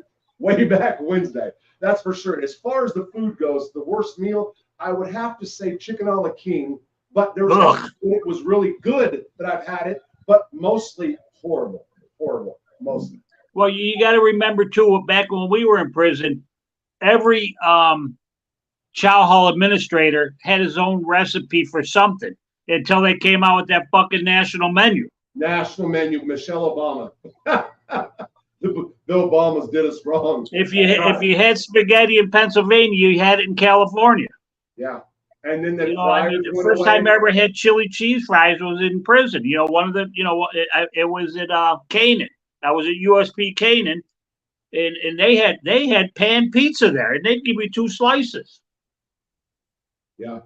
Yeah, they had every food administrator was allowed to do what he wanted to do. What year did you start again? 92, 93? May 92, I got arrested, and I got sent to McKean because McKean was holding pre-trial inmates back then. Okay. So I went right to the feds. So the first letter I wrote home to my mom, the first letter I sent out was that if the tax people saw the food in here and what's going on, they'd flip the fuck out. Because the food was off the chain. It was so on the holidays, we had shrimp, prime rib. Yes. That's the truth. Yes. And I'm trying to, scallops is the one I always... I always wondered on fucking Thanksgiving though, where the fuck what was that pterodactyl that he used for service? What does it say again? At Thanksgiving, what was that pterodactyl? They used to give. They had drums from the fucking drum looked like that thing on the Flintstones that flipped the car over. Remember? Yeah, say that one more time. I was reading this guy. I said those big at Thanksgiving, they used to have these fucking drums. They looked at the drum like from the chicken. It looked like it came from a fucking dinosaur. Yeah, it looked like that thing on the Flintstones. Like they walk around. What's those? Like the caveman walked around with. Yeah. What the hell's those things called? Not the Mardi Gras. Oh, geez, when they walk around, wench, serve me, blah blah. I'm trying to think of the. God damn it! But yeah, the big chicken. They look like turkey legs. Chicken legs. Yeah, but I'll tell you what, some of them holiday meals were good. Absolutely, and Butner was. There ain't no doubt that some of them holiday meals were good. Yeah, it was. But you know what? I don't miss it. Hell, fucking no. Frank, I missed, and I say this often. I miss the person I was in prison. That's the problem. I do. I don't miss prison. I don't. And I don't miss what? I don't miss prison. I miss the person that I was when I was in prison. Yeah. I was different. I was. And then like I still date and shit. And I date some good looking girls. And you did last Frank, night. Did anybody ever try you in prison? Like for sex? Fuck. I said, listen, I got carpal tunnel in my right wrist from jacking off for 20 fucking years. I really got carpal tunnel in my right wrist. I'm not fucking kidding. You got sensation problems? You got sensation problems? You know what I'm Fuck. saying? Anyway. I came home. Everybody said, Frank, you're going to get a nice girl, young girl when you get out. I was 55 years old. I said, no, fuck no. I said, I want a girl in her 40s. I came home. It was nothing but girls in their 20s throwing themselves. Dude, I got pictures with girls naked that you swore they were Playboy girls. My girlfriend for 3 years was 20 fucking years old. I was 55. She lived with me for 3 years. She could have been a model. You sent me photos. She's a real pretty girl. And I'm going to say, I came home and I had Marta. Right, you scored too. Nobody scored like you did. You scored a fucking beauty queen from another country. Yeah, I did. Who does that? Yeah, I know. These fucking guys in prison are getting fucking hood rats, and you're scared. You're fucking embarrassed to have them in the visiting room. You had a fucking model from another country. Yeah, I did. Anyway. Yeah, I know. And there's times here in the last 6 months or whatever, as far as girls and the age thing, I said it when I was in prison a long time ago, and I can sit there and watch and read because I was a news buff and followed current events from prison, and I'd sit there and go, Jesus Christ, the breakdown of the family, all these one parent, and I was like, man, these girls are going to start having daddy issues. They're going to get younger and younger, and man, every time I've gone out or something like that, and I'm not just saying, and probably it doesn't happen anymore. But a couple of girls that I'm hanging out with now and see, they're in their early 50s and they're nice looking girls. The one you were with last night, you sent a picture. It's beautiful. She's very pretty girl. Yes, she's been texting me while we're talking. I really like her a lot. Yeah. But I know where you were going, and I threw you off. You were going to go how I ended up on Fox News. So it's okay. So yeah, I'm going there. I was kind of stuck on that. So yes. So you got out of prison, and you're having a bad time with healthcare, right? Well, what had happened was my count started dropping before I left Butner. But because I was so short and I wasn't terminal, they wouldn't do anything about it. So I get home and my counts continue to drop, and I needed chemo. Now, I come home. I bought all new furniture. I bought a brand new fucking Harley. I had money in the bank. I didn't have the fucking money for chemo. It was like fucking hundreds of thousands of dollars. And I got assets, I got a brand new fucking Harley. I believe at that time I had a Cherokee before I bought my Corvette. And I'm not eligible for anything. I'm working, but I'm working on a 1099. I had a job before I left prison buying cars, selling cars. I'm still with the same company. Are you still buying and selling cars? I buy. I don't sell. Okay. I buy. I go out of town 2 days a week. Okay. So fucking leukemia comes back, and I don't know what to do, and I can't get coverage. So I'm getting sick. But I never had a terminal case of leukemia. The chemo I needed, I never lost my hair, none of that. Anyway, I don't know what to fucking do. So I said, you know what? Fuck it. I'll go violate parole, go back to Butner and get the fucking chemo and catch a fucking violation. So my parole officer said, no, Frank. Well, they're not parole officers, supervised release, but in essence, it is a parole officer. And he was a good guy. I said, I'm going to violate. He says, why? I told him the story. He said, don't violate. Let's see if we can help you. And they did. Parole tried everything to help me to get some coverage, and they couldn't. So I told him, fuck it, I'm violating. I went, one of our big grocery stores here is called Wegmans. So one night I put 2,500, $3,000 in my pocket. And I went in Wegmans and started throwing shit in the bag and just waited for the police to come and arrest me. So they come, they arrest me. Bail's $2,500. I was out in 10 minutes, but I know there's going to be a federal warrant for me because I violated, right? So I'm out of town buying cars, and the marshals call me. Well, Frank, we got a warrant. I said, yeah, I know. They said, will you turn yourself in? I said, well, I'm out of town right now. We know you are. We know you're out of town. We've been at your apartment already. Your landlord let us in. And will you turn yourself in? I said, of course I'll turn myself in. I did this on purpose. And I said, I wouldn't jeopardize your livelihood. So they gave me a day to turn myself. I put a pair of gray sweatpants on that I brought home from prison because I bought brand new shit for the halfway house, Right. So I'm still using it around the house. I put one of them this is not a prison one, but I put one of these fucking type t-shirts on. I go turn myself in thinking I'm going back to prison. And the fucking judge ORs me. Oh, he ORs me. I'm trying to go back to get chemo. So I'm coming down now. The fucking federal building in Buffalo's all glass. I'm coming down the escalator and there's all these fucking trucks outside and cameras. I said, holy fuck, there's somebody high profile in here. I come out the door. Mr. Morrocco, Mr. Morrocco. I said, oh, fuck. It's Fox News, the local. I'll never forget that. Dude, it was during that Obamacare. Yeah. And they were saying, I was at the Huffington Post. I'm in fucking, that I went and fucking I went and committed a crime to go back to prison for fucking chemotherapy. But I created so much fucking attention that I got fucking full coverage.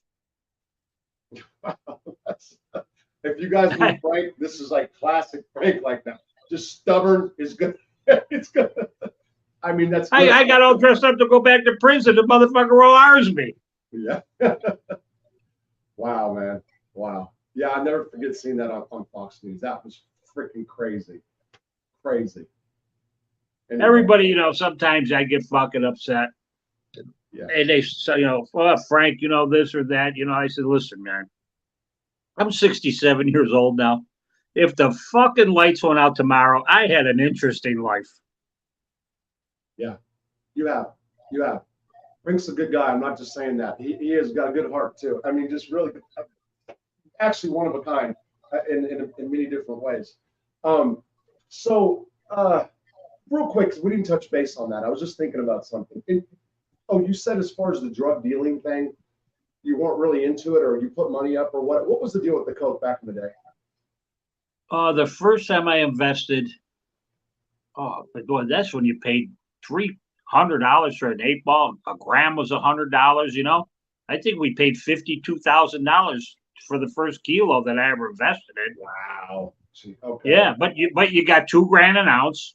$2,000 times 40 ounces was $80,000. Yeah. Okay.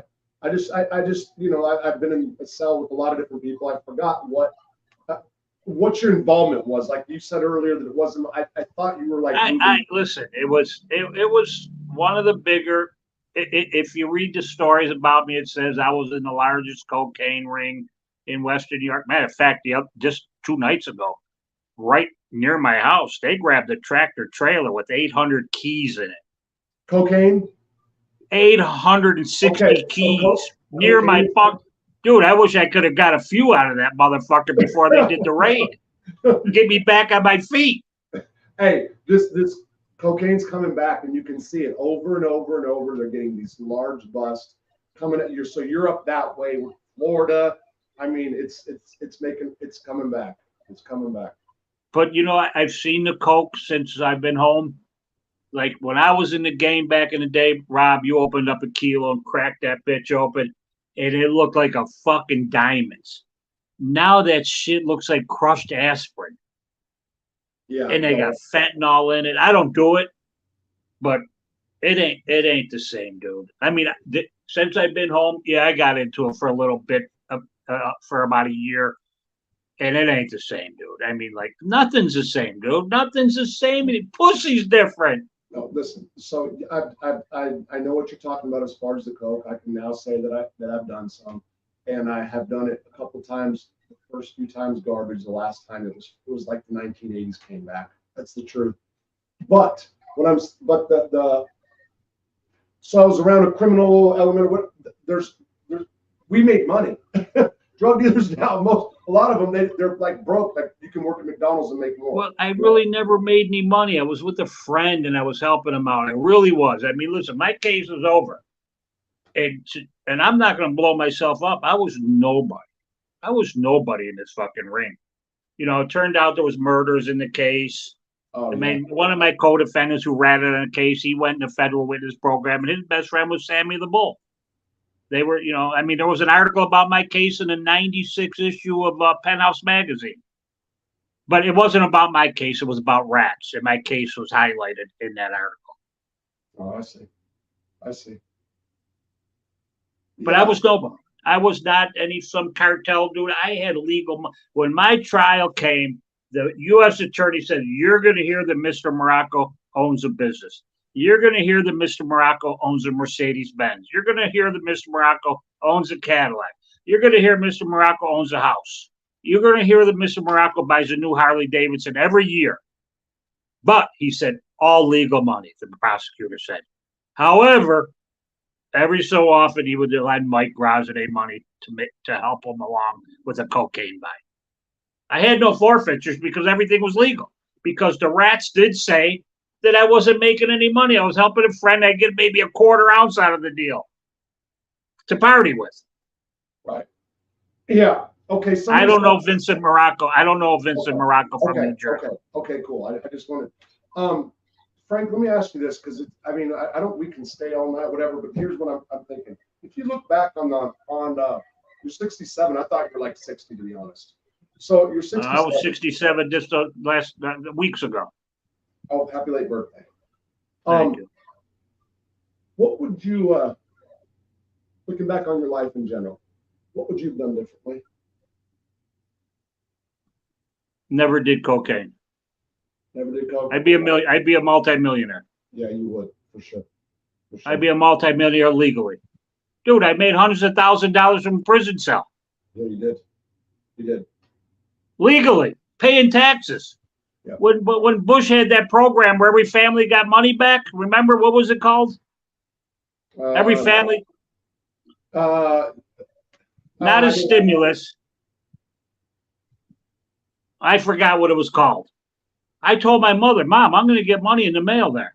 She said, "Frank, you're in prison. What makes you think you're going to get money?" I said, "I pay fucking taxes." Sure enough, I got the fucking check. She said, "I can't believe it, Frank. You got the fucking check."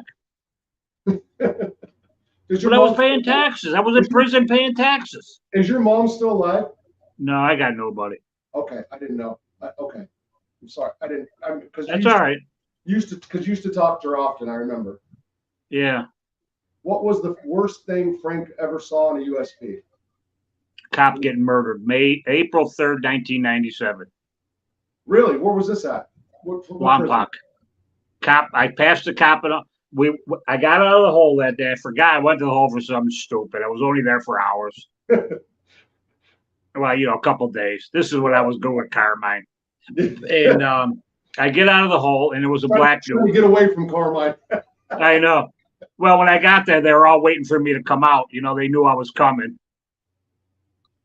That's a good thing about being Italian. And same when I was friends with the Latin Kings. They would send word. My mother would write to somebody, and I'd go to the next joint, and they'd be waiting for me with the bag with all this shit in it. I was tight with the Kings. And but where were we going? What's the worst thing you ever saw in prison? Oh, yeah. Anyway, it was April 3rd, 1997. There was an officer by the name of Williams. And I got out of the hole that day. It was a Muslim dude.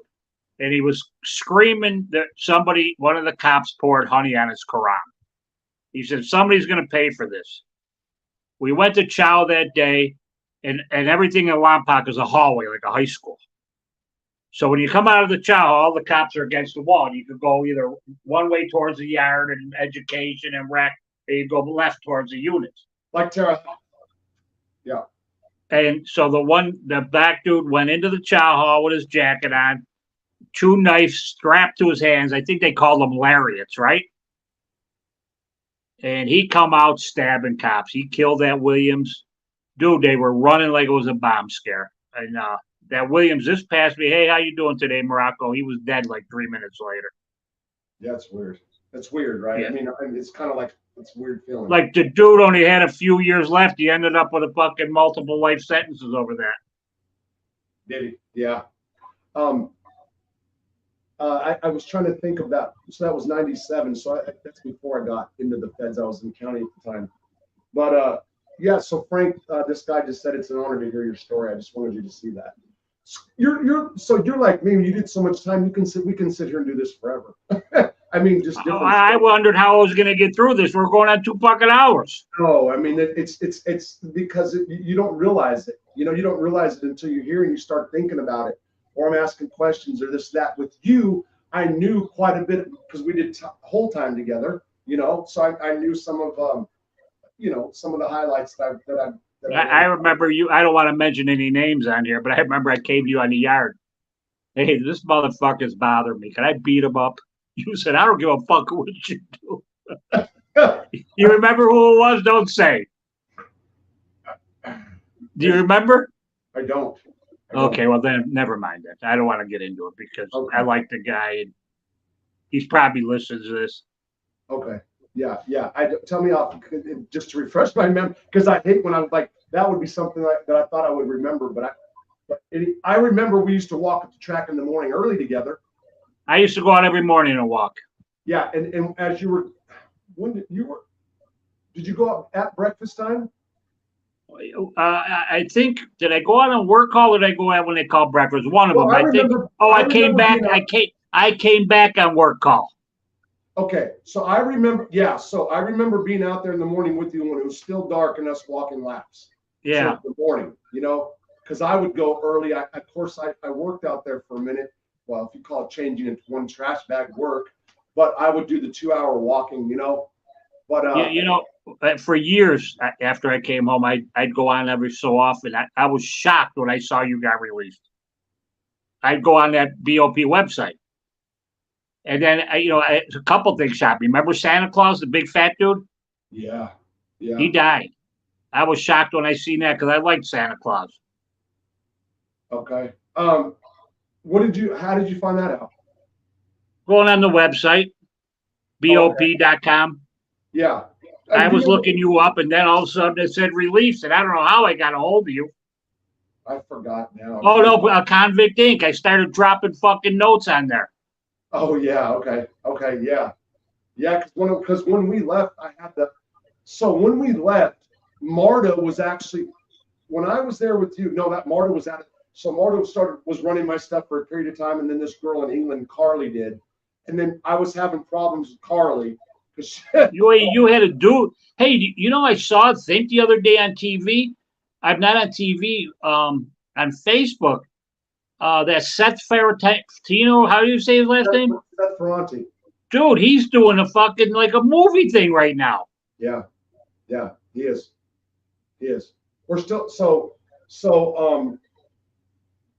Seth's one of the many people that are disappointed in me. It's not that he won't have my back or be there for me, but I've overpromised too with him. I let a lot of people down. Yeah, I was a little shocked, but I've been there myself. I started using coke after 30 fucking years. I stopped though. I just woke up one day. I said, "What the fuck am I doing?" Listen. Not to change the subject, but go ahead. Drugs. Okay, let me tell you something about drugs. Yeah. You could go to all the rehabs in the world. You could go to all the meetings in the world. If you don't want to stop, you're not going to stop. And after all that time of being away from coke, all of a sudden I started fucking with it again. And I just said to myself one day, what the fuck are you doing? And I just stopped. And I never looked back. It's been years now. I just, it's a mind game. It's a mind game. So here's one. So on that, what you're saying right now, there was a guy named Dennis Heron. He was one of the larger smugglers that you've never heard about. Okay, he was a pilot, and this guy was 3-pack of cigarette a day smoker. He used to fly cocaine from Mexico and Colombia, and he kept a briefcase that had a little thing he cut out with the kilo in it, and that he had rocked up freebase, and he would smoke when he was flying hundreds of keys or however many keys he was back, right? And he got arrested when he was 53 years old. Him and his fall partner, they got life, whatever. But he just said one day, I'm going to stop smoking cigarettes. And he stopped. And this is 3 packs a day. And I was like, Dennis, how'd you do it? And he was like, Robert, I was in the air and I had half a brick, whatever left. And I took a last hit and I said, I'm going to quit doing cocaine. And I never did it again. He did it for 20 years. And he made a comment. He's like, what you have to do is not talk about it. Of course, all I do is talk about it. But one of the things that I do believe is true is when you start falling, when you take a fall like I have or whatever, you got probation. So I got worse after probation popped me for a nerdy. I wasn't really doing much like that. And then it became like more. And then it's like you're around people, then you go to drug rehab, you're an addict, you're a drug addict, boom, then I'm saying I'm an addict, I'm fucked up. And I don't know if it was just, let's say I never got the first dirty. Let's say nobody ever knew I got, what is there a possibility that at some point I could have just stopped at that? You know what I mean? I want to believe that there is. I think about what you said a lot, right? That's why. And it's in a context of if you tell yourself that you're an addict, or if you bite into it, then it becomes that. You understand? I'm being too personal right now, but anyway, I don't think I said that right. Yeah, I'm not interested. And plus, my age, but I'm not interested because of my age, because I hear you. It went away. I'll tell you what, I stopped. I had sold my Harley. I had about 30 grand on my last Harley. The one I bought when I was with you, I had it for a few years. And I said, you know what? I've been riding long enough. And I foolishly sold it. Then I started getting high. And the day I stopped getting high, I told somebody, you know what? Next year, I'm going to have another Harley. Rob, I had one 2 months later. And now I get on that bike and I get out there in the wind and I just say, holy fuck, this is so much better than being high. Than being high? Yeah. Yeah, I get on my fucking Harley, dude, and just everything. I wish I could show you pictures of the bike I built. I got a sinister looking bike. But just everything goes away. You get on the bike and everything goes away. I had my buddy's brand new Corvette the other day. Yeah, I had it for the day. Brand new C8 Corvette, black, red interior. And I had it for the day. And if I was back in that tax bracket like I used to be, I'd have one. But when I gave it back to him, I just said, man, I like my bike a lot better than that Corvette. Yeah. So somebody put this question to Frank. What do you think of Rob? And you don't have to, you can just, you can suck about me, current situation. I from the minute I met you, I liked you. I stayed in touch with you a little bit while you were in prison. As soon as I found out that you were out, yeah, you did. I reached out immediately to find you, and I'm glad I found you. What do I think? I was real disappointed when you went off. First of all, you scored a beautiful girl, and that's kind of disappointing. Yeah. And that, not to be an asshole, but that video, that was disappointing. Jesus Christ, man! I'm going to do a video about that video with that video and show it. I can't believe it. I didn't know. I was so mad. Oh, it was scary. I ended up. I called the Greek and I said, man, turn the fucking Convict Inc. on right now. I said, Rob's off the fuck. And he said, Frank, I can't even watch it. Like, I had chills. Is that what he said? Yeah, he said, Frank, I can't even watch it. He said, no, he didn't say nothing bad. It just, it was hurtful. No, he didn't say nothing bad about you. I know that there was. No. Let me say this. I'm mad at him because it's like this. He's been a friend. That dude's been a friend to me. You know what I'm saying? He's absolutely has. And it was he didn't just tell Marta things like, "Oh, Rob's full of shit. He was using a button." It wasn't like that. She kind of fished something out, whatever it was. But it was about like money and it was. I was stranded. I never asked him for a dime. I remember all this. It was. If you would have took care of that, if I wouldn't have been. But didn't he like a day later? Didn't he come through like a day later? He came through. Yeah, I was there about 12 hours. I was stuck about 12 hours on the side of the road. Yeah, I was. But he did come through in the long run. Well, there was a difference. There was a big difference in the amount, but yeah, but it's not that. It was the piling on it. So many people that she would talk to like piled on, and it wasn't. If it was real or true, it'd be one thing. It's just I don't know. Yeah, I never spoke to her. You know, I just, you know, Yeah, yeah, yeah. she probably had enough people in her ear. Oh no, she. Well, I've read messages. She took my phone, and she was angry. She was upset. She was hurt. She was scared. She was everything. And I read messages, and it was like a person I didn't know. But I don't. I'm not all mad at her for that. I was just like, holy fucks. I, I was questioning. Okay, like the video, for example. Okay, I never would. If I didn't see it from my own eyes, I never would have believed it. Okay, never, never. Yeah, that was pretty She sad. saved it. She saved it. And I didn't, I accidentally came across this in the last week or two. And I was like, oh my, because I remember every word I said, but it was my body, my demeanor, and how fucked up. When they took you to Cussy, how long did you sleep? They thought I was dying because they were checking my breathing constantly because I was detoxing. But for 2 days prior to that, I didn't do drugs 2 days prior. Right before that video, I slugged some, I did some fentanyl, but like 2 days prior, there was 2 days where I didn't sleep from being stranded trying to get home or whatever. But that doesn't take away that I was saturated. I was saturated. You hear me? That was really what it was when it comes down to it. But Chad Marks asked me in an interview from jail, are we embarrassed? I'm like, no. Fuck yes, I am. Now that I saw it, now that I saw it, is this work safe? I don't know, David, what you're saying. It's all right. Anyway. Hey, how about a Butner when they stuck me in that drug program? Did you go to the deuce already by then? What happened exactly? Well, I get the drug program, you get up to a year off. Yeah. And like it just wasn't for me. They're in there telling on each other. Yeah. One dude got thrown out and lost a year because he went on a compound and bought some black olives. And like I said, I got to get the fuck out of here. I'll do the extra year. I quit. Oh, I went to the captain's office and take me out of there. I said, Frank, I got nothing to do with that program. Yeah. I said, they're telling on each other in there. I can't be in there. No, the sugar packets. The guy got caught with the sugar. He took a sugar packet from the chow hall, and they told on him, like they held him accountable. And they they made him pack all his belongings every morning at 6 a.m. Everything out of his locker into 2 green duffel bags, and he had to put them by the door because that's how close he was for 30 days for one sugar packet. I see you yawning. We're gonna go. I'm gonna cut off now. Look, you can come back on. People have, it's been favored. It was interesting, right? Yeah, no, and I'm right now. I'm thinking of a lot more actually, but I'm gonna get off. We could do a part 2.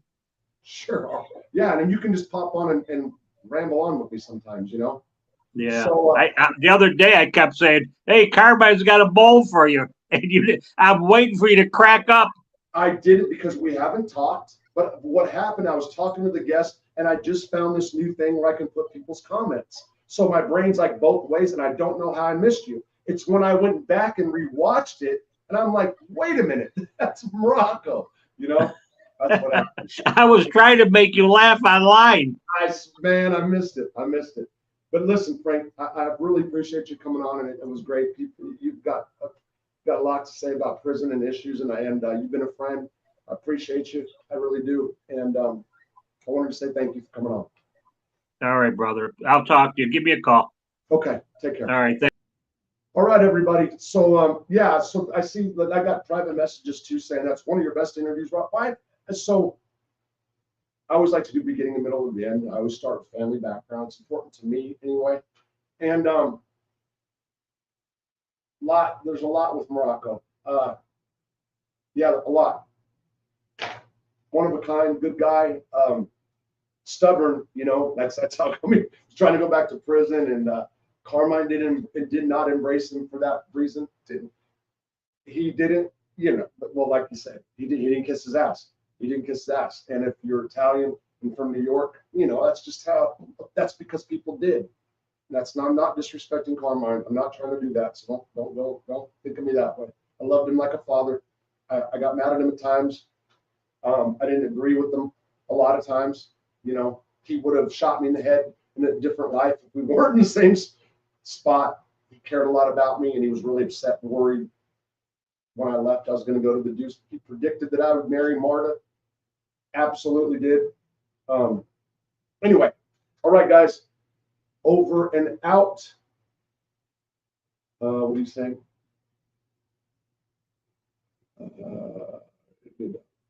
Frankie does have bet ready to throw down on the drop of a dime. Am I right, Rob? He held his own. Yeah, he. I remember when he came to me. I can't remember the person, and he's like, "Dude, can I do such and such? Can I go do stuff? Go do, you know?" I'm not one of those guys. If I was in, so people were my friends, or I was a gang leader, or the unit rep, or whatever. I'm not one of those people that would like say no if you wanted to go fight with somebody, especially if it was fair one-on-one or whatever. It depends on the circumstances. I've been an antagonist. Like, you better go beat that. I've been around. But usually, like I said, I liked the person I was in prison because I generally made good decisions. When it came to talking to people, giving advice, care, whatever, I was more grounded. And yeah, anyway, that's about it, you guys. And I have to do great content since you've been out. Thank you, Michael Brooks. I have to do some videos in case I feel horrible the next few days, because I will officially be 1,000% sober tomorrow. But as far as tomorrow will be day one if I was doing the AA thing, because there's no more Suboxone, and Suboxone was using to me or whatever. So I don't really anticipate feeling bad tomorrow. Tuesday I do. So I'm gonna make videos. I think a couple right now at least. You're the guy that pours gasoline on fire. It could be. Sometimes I did. Not all the time. Sometimes I did. It depends. Yeah, I can be grimy with a smile on my face and my nice demeanor. You know, how I am right now is why I was in prison. I never try to act anything different than myself. It's true. Take care. Appreciate you guys. Thanks for your support. It's been overwhelming. It's been since I started this back up, I'm actually shocked. I was in a conversation with somebody last night. Was actually shocked too that people even stick around because of my over promising, of all the flakiness, of the lying about the drugs. I've lied about other shit. When it comes to stop about the drug issues and stuff, I have. Take care. Appreciate you guys.